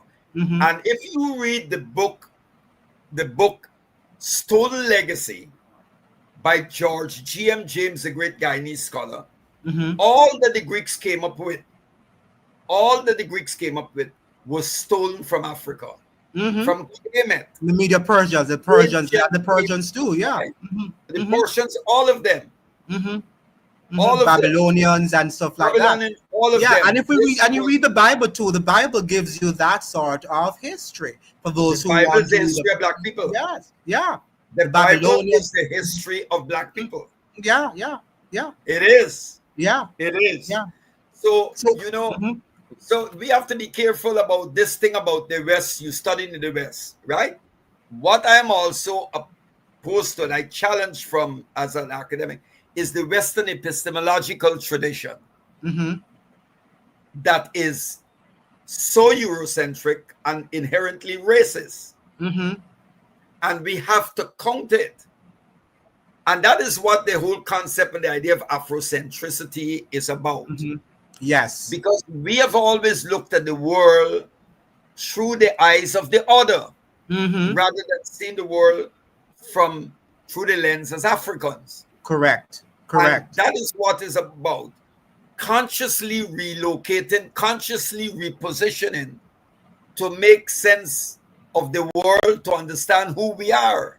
And when you really understand that, you will realize that what we were taught in Western institutions were stolen from Africa, and in many ways, no credit was given, and much of it was twisted in their service.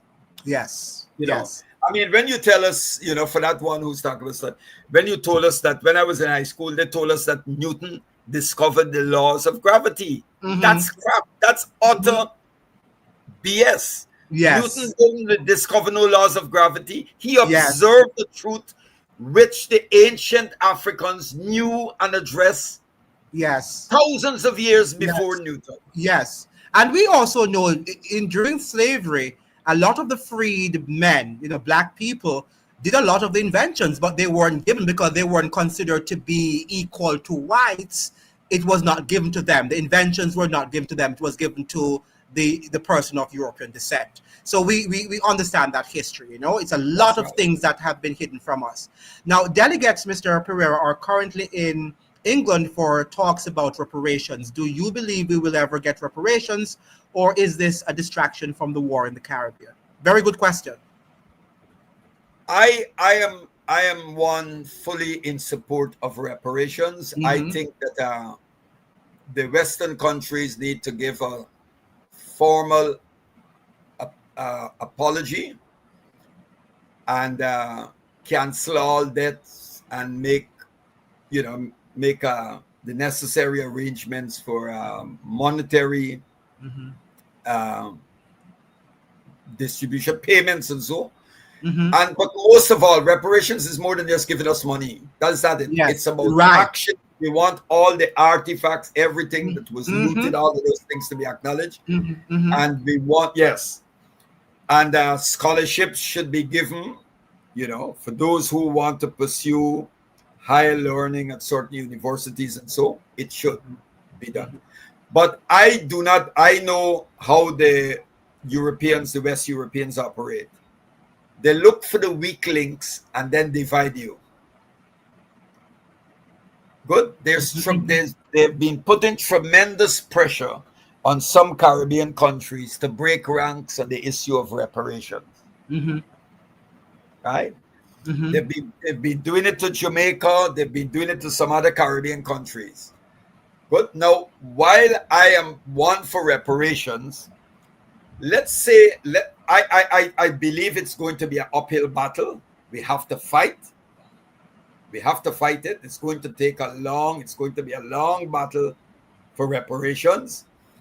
But I do not believe that even if the issue of reparations, if you get a formal apology and the Western countries decide to put a hold on all debt, okay, as well as to pay what they call out the reparations money for as part of the reparations, monetary.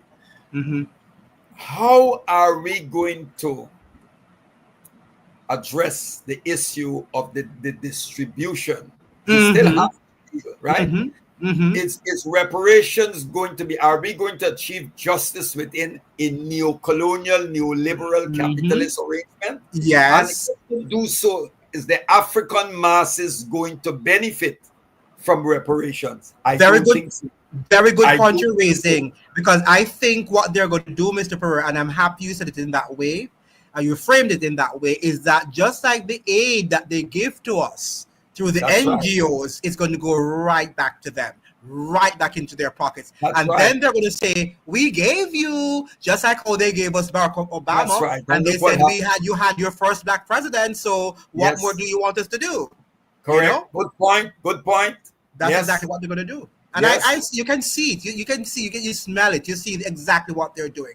So this is not going to help us, my brothers and sisters. It's not going to help us in any way. Maybe, yes, maybe they will build out university or two, because they're very good at saying they did something and we should not, whatever. But the fact of the matter is that in terms of building us or community, they're not going to do it. Yeah, but look, my brother, look at the example of what King Charles, after Hurricane Melissa, he said that Britain will give £2.5 million to recovery. Mm-hmm. That is what he said. Yes. Good. Yes. And £2.5 million. Imagine £2.5 million, but they have given billions to the war to help Ukraine in the fight against Russia. Right. But you pledged £2.5 million to Jamaica. What's £2.5 million? For what Jamaica gave to them, right? For what Jamaica gave to them, and he's represented as he's of the family. Yes. Represented by his Governor General. It shows you how much these people respect us. Yeah. And please with us. Yeah. The little respect they have for us. Yeah. A Governor General who is a pastor. I wonder how he sits there. He doesn't look happy anyway. Representing, understanding that he's in a seat that is, he doesn't even do anything, and he's making all of that money, Yes. We are in a very, very, let me just see if I can address a few of the other, and then we can end the live. Abinader is a descendant of Arab. That's the president of the Dominican Republic, not Dominican. But he is Dominican. Wasn't he born here? My understanding, he was born here in the DR. Do you know where he was born, Mr. Pereira?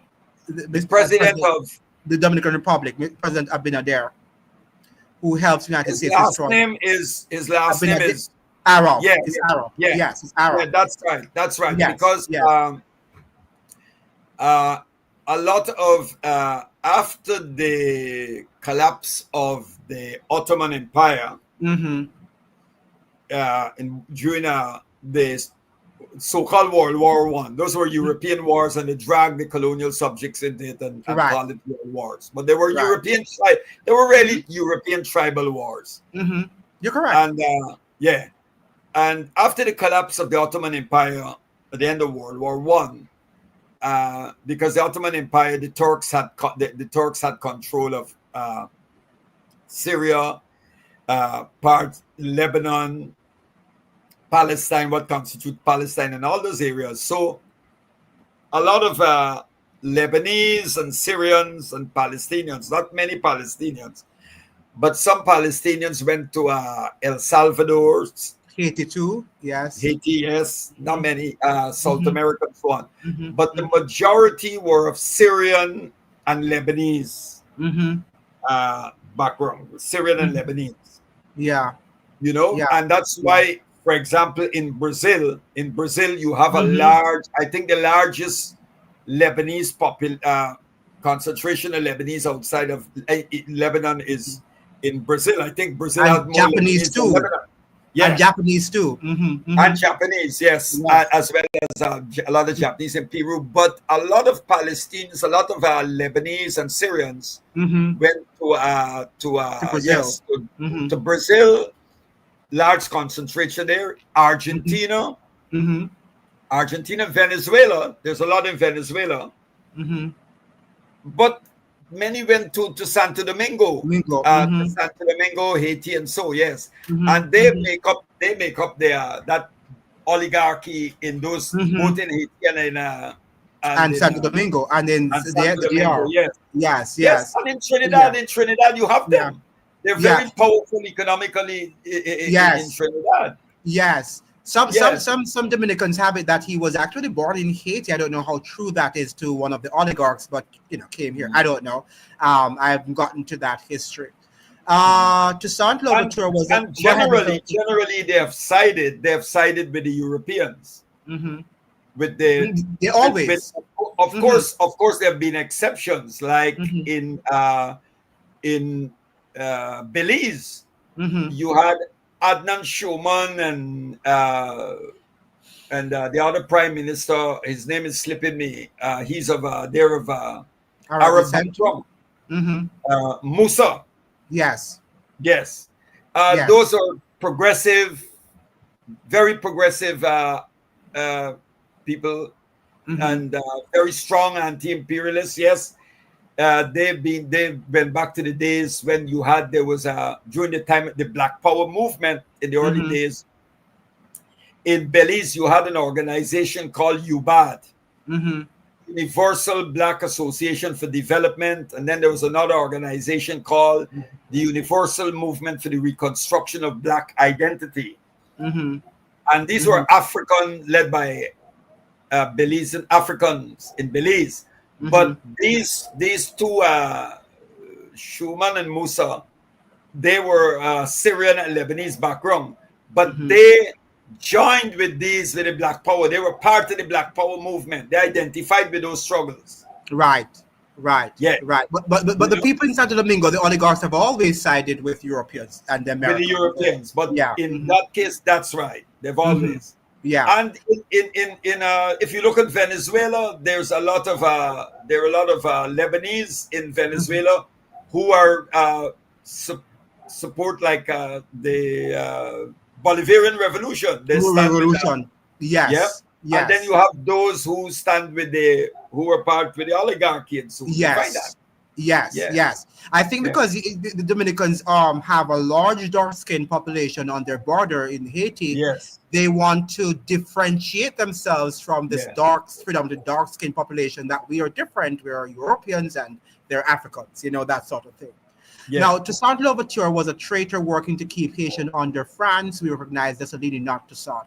Is that true, Mr.? I don't agree. I don't agree to.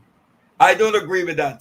There's this thing about putting this Dessalines, Mm-hmm. Versus with Toussaint. Dessalines, and Mm-hmm. you put down Toussaint, right? Toussaint. Mm-hmm. It's the same way like in the early days, this thing with Malcolm X versus Martin Luther King. Dr. Luther King. Mm-hmm. Mm-hmm. But when I was in teenager, your 20s, you're not hot headed. Oh, we Yes. condemn Dr. King and for Yes. Malcolm. Yes. But Yes.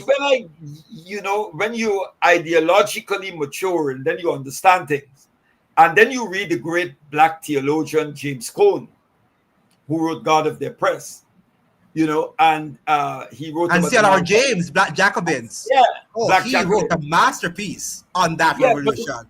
that's Yeah. right. The thing about James, the thing about Malcolm X and Dr. King, Mm-hmm. both men were committed to liberation. Yes. Both men Mhm. were revolutionaries. Yes. They might have had a different approach, but Correct. so it's the same goes to Toussaint and Dessalines. And they had their flaws. Toussaint, And there were men who with flaws, right? Who had that's right.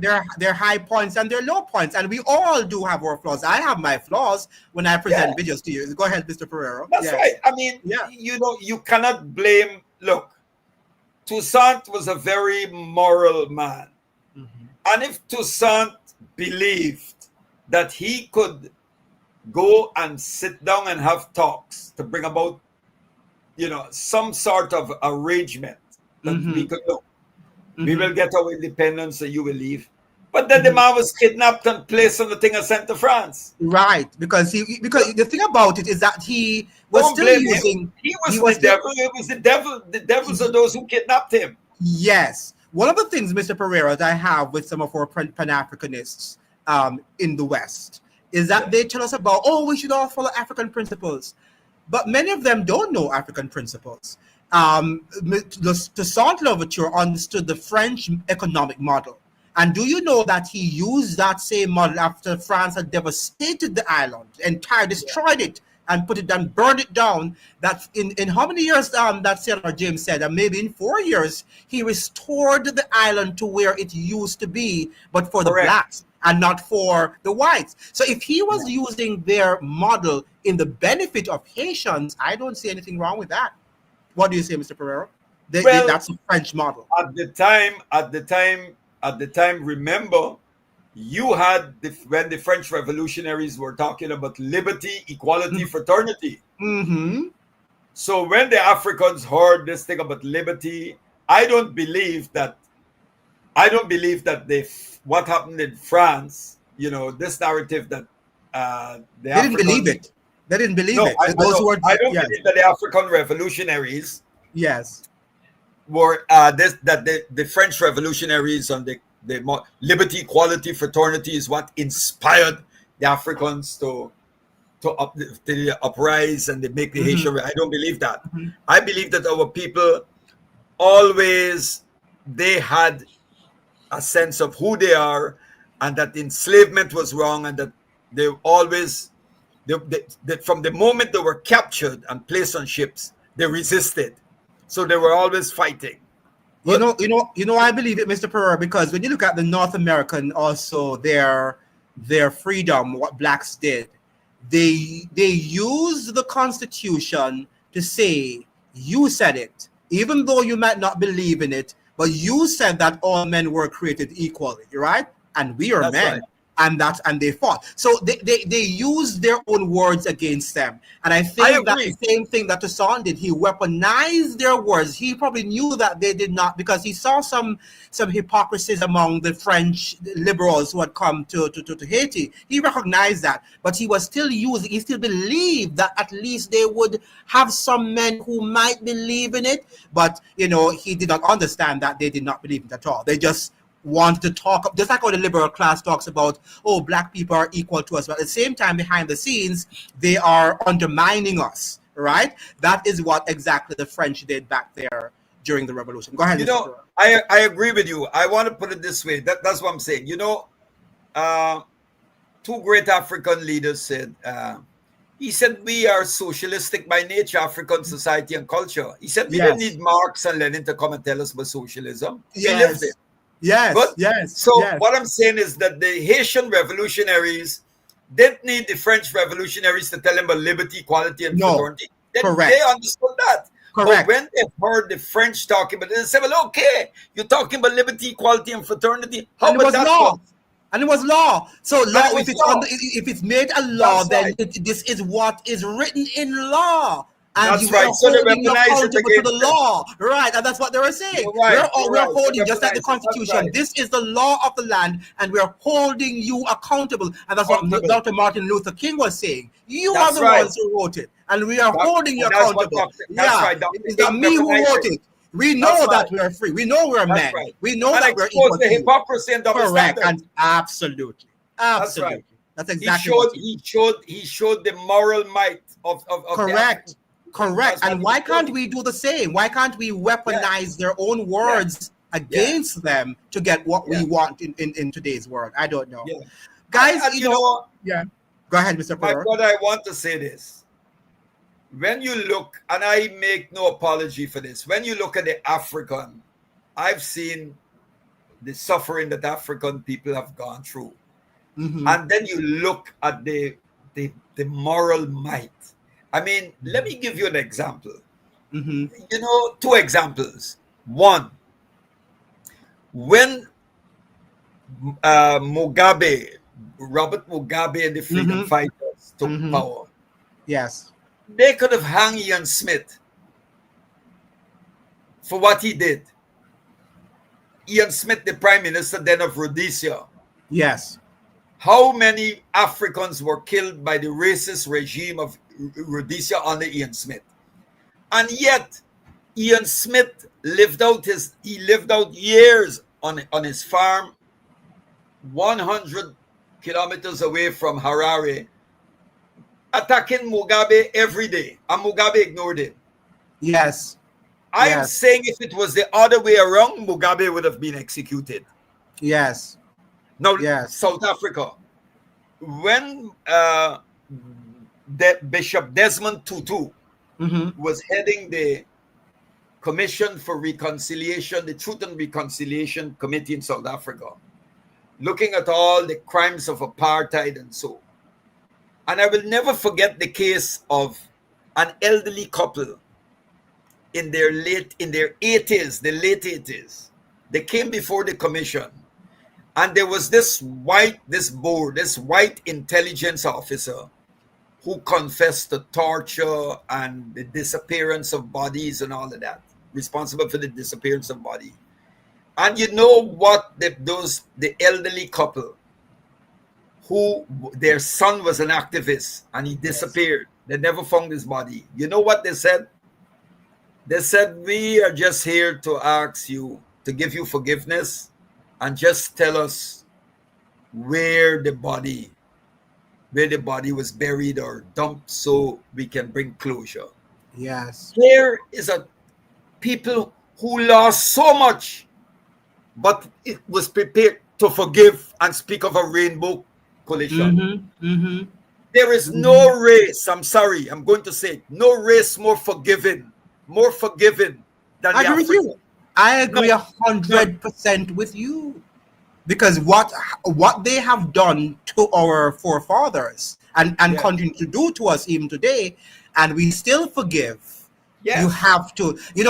I was even saying to Mr. Pereira, when you look at Haiti, which they say is the poorest country in the Western Hemisphere, and you look at the fact that these people who have been deprived of basic things of life, basic things that you and I need, that you and I would be depressed if we didn't have.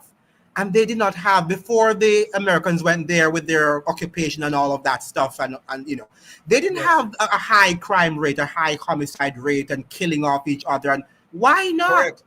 Why in Jamaica, where we had more exposure to the British and the Western way of life, we're very violent. What do you have to say about that, Mr. Pereira? I agree, because it has to do with certain, we talk about that neoliberal ideology and all of that, right? Yes. The values. I'll tell you, many years ago, I went to a village in one of the countries of the Sahel, and this village had, the area we went to had one shop. So when we got there, it was well stocked, but we couldn't find the shopkeeper. But there were some people sitting outside the shop. The shop was open. There was nothing, no barrier, no cage, no barrier, nothing. Right? Yes. So we asked the shopkeeper, and the people said he just gone to pray, that he gone around the corner to the mosque. Yes. And he will be back. Yes. And the man came back. There you had people sitting there waiting to purchase. No one jumped the counter. Nobody said, oh, the man gone and pray, let's carry away everything, steal the money. The money is in the drawer, right? And this is a country in an area that is meant to be poor.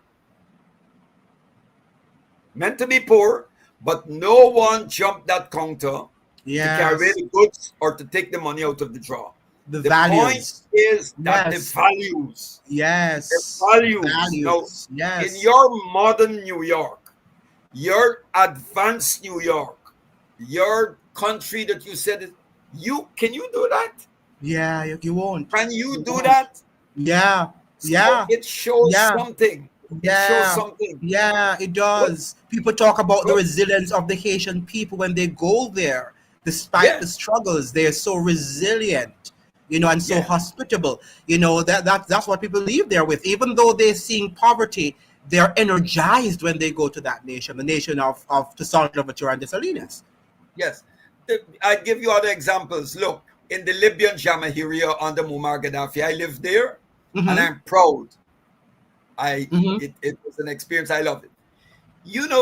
Imagine you are at home, and your wife is out for a function for women, right? It's the end of the Ramadan thing, and your wife's. Yes. And she and another woman is returning home, coming home.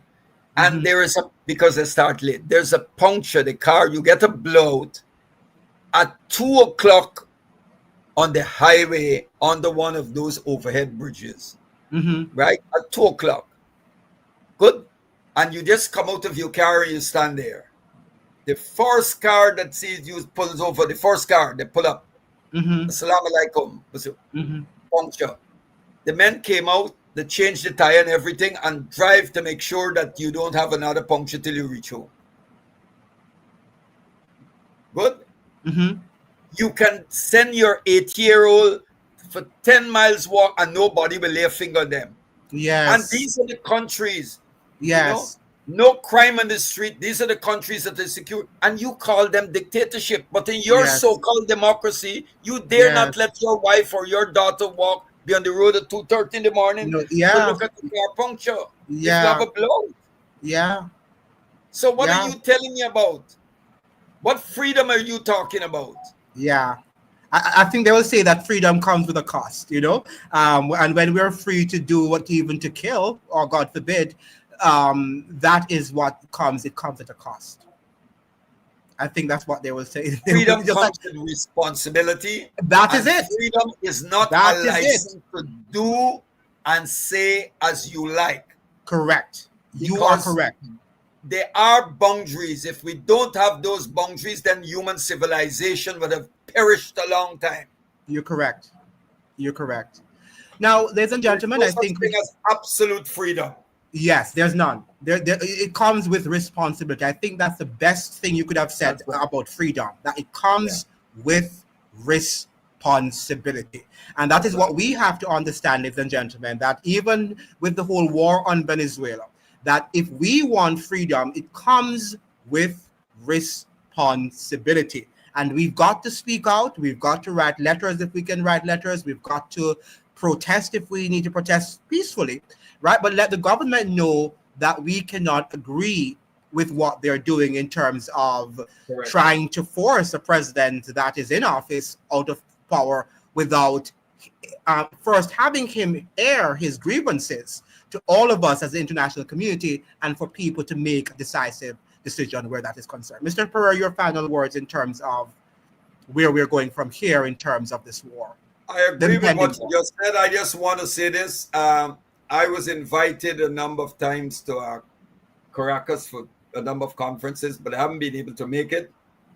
But many of my, some of my comrades and colleagues, people I work with in the global Pan-African movement, and activists from all over the world, from all over, they attended conferences and in Venezuela, the anti-imperialist, anti-fascist conference.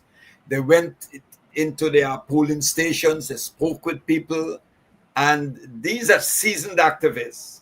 And when I listened to them, they said that the West, people from the Black Alliance for Peace and so on, the Western media, the Western media tells so much lies. The propaganda, the mainstream Western media, the lies are just colossal and amazing. Now, President Maduro and the Bolivarian Revolution did all those sanctions that you tried, all sorts of things, and they've survived. Now, that revolution cannot survive unless it has tremendous support. And they have mobilized over the Venezuelan the Venezuelan government and the military. They have mobilized over 6 million Venezuelans have lined up, have come to defend their country. 6 million. So you don't put, if you don't have support or you're unpopular, are you going to put weapons in the hands of 6 million people so they could use it against you? It just doesn't make sense. And what can we learn from the Venezuelan? That unity is strength, right? Because they're up against a mighty, whether we like it or not, a mighty empire. The United States is no ordinary empire. All right, whether we like her or not, she is a mighty empire. And for them to be having their largest USR thing there and all these vessels, psychologically it affects you. You know, Mr. Maduro, as he's a man, he's a human being. He must sometimes shake and say, am I doing the right thing? But he's still standing up courageously to what is principled. Venezuela. That's right. Venezuela is a sovereign and independent nation state, and it has a right to maintain that status. Yes. If the United Yes. States idea regime change is bent on making it a colony. Yes. That is what it is all about. And Um, today, yes. we have to put a stop. You have to stand, because Yes. this is more, as I said, more than about Venezuela. This is about each and every one of us. Correct. And Correct. if Guyana is going to allow the United States, Guyana and Trinidad is going to allow the United States to trample on the dignity, the sovereignty of an independent nation, then we are opening up ourselves to big trouble. Absolutely. To big trouble. Correct. And our Mr. leaders Pereira, have warned, our leaders, our government is taking us, I've said it, our government in collusion with the Trump administration is taking Guyana down the wrong path. If there is a war which is going to affect us badly, and we do survive it, those who took us into this war with America are opening up themselves for, I'm going to put it this way, big trouble. yes, you said it. You can't say it better. Cece is asking you, how can she support your work? Do you have any books or thing that you want her that she wants to? How could she acquire any of your works? Yeah, you can go to www.ovpguyana, one word, www.ovpguyana, one word, .org. Okay, good. Good. So that's OVP Guyana, OVP, yes, www.ovpguyana.org.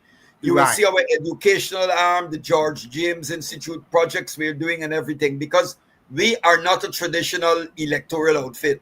We didn't come Yes. into existence to just contest election. That's one area of struggle.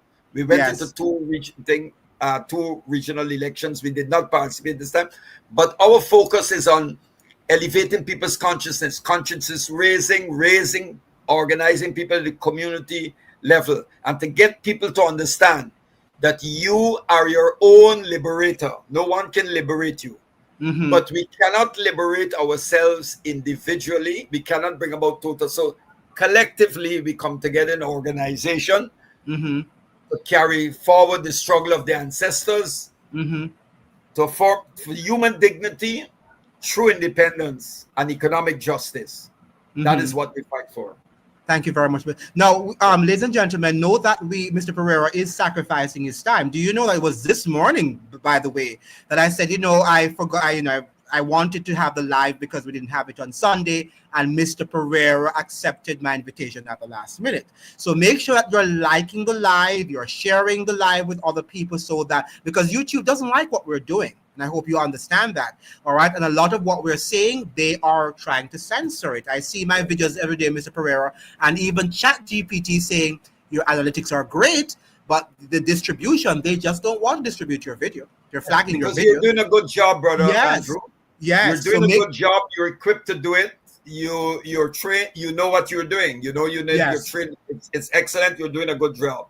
Yes, thank you, Mr. Pereira. So you need to, guys, how you can help us is make sure that you're liking the live and you're also interacting with the videos.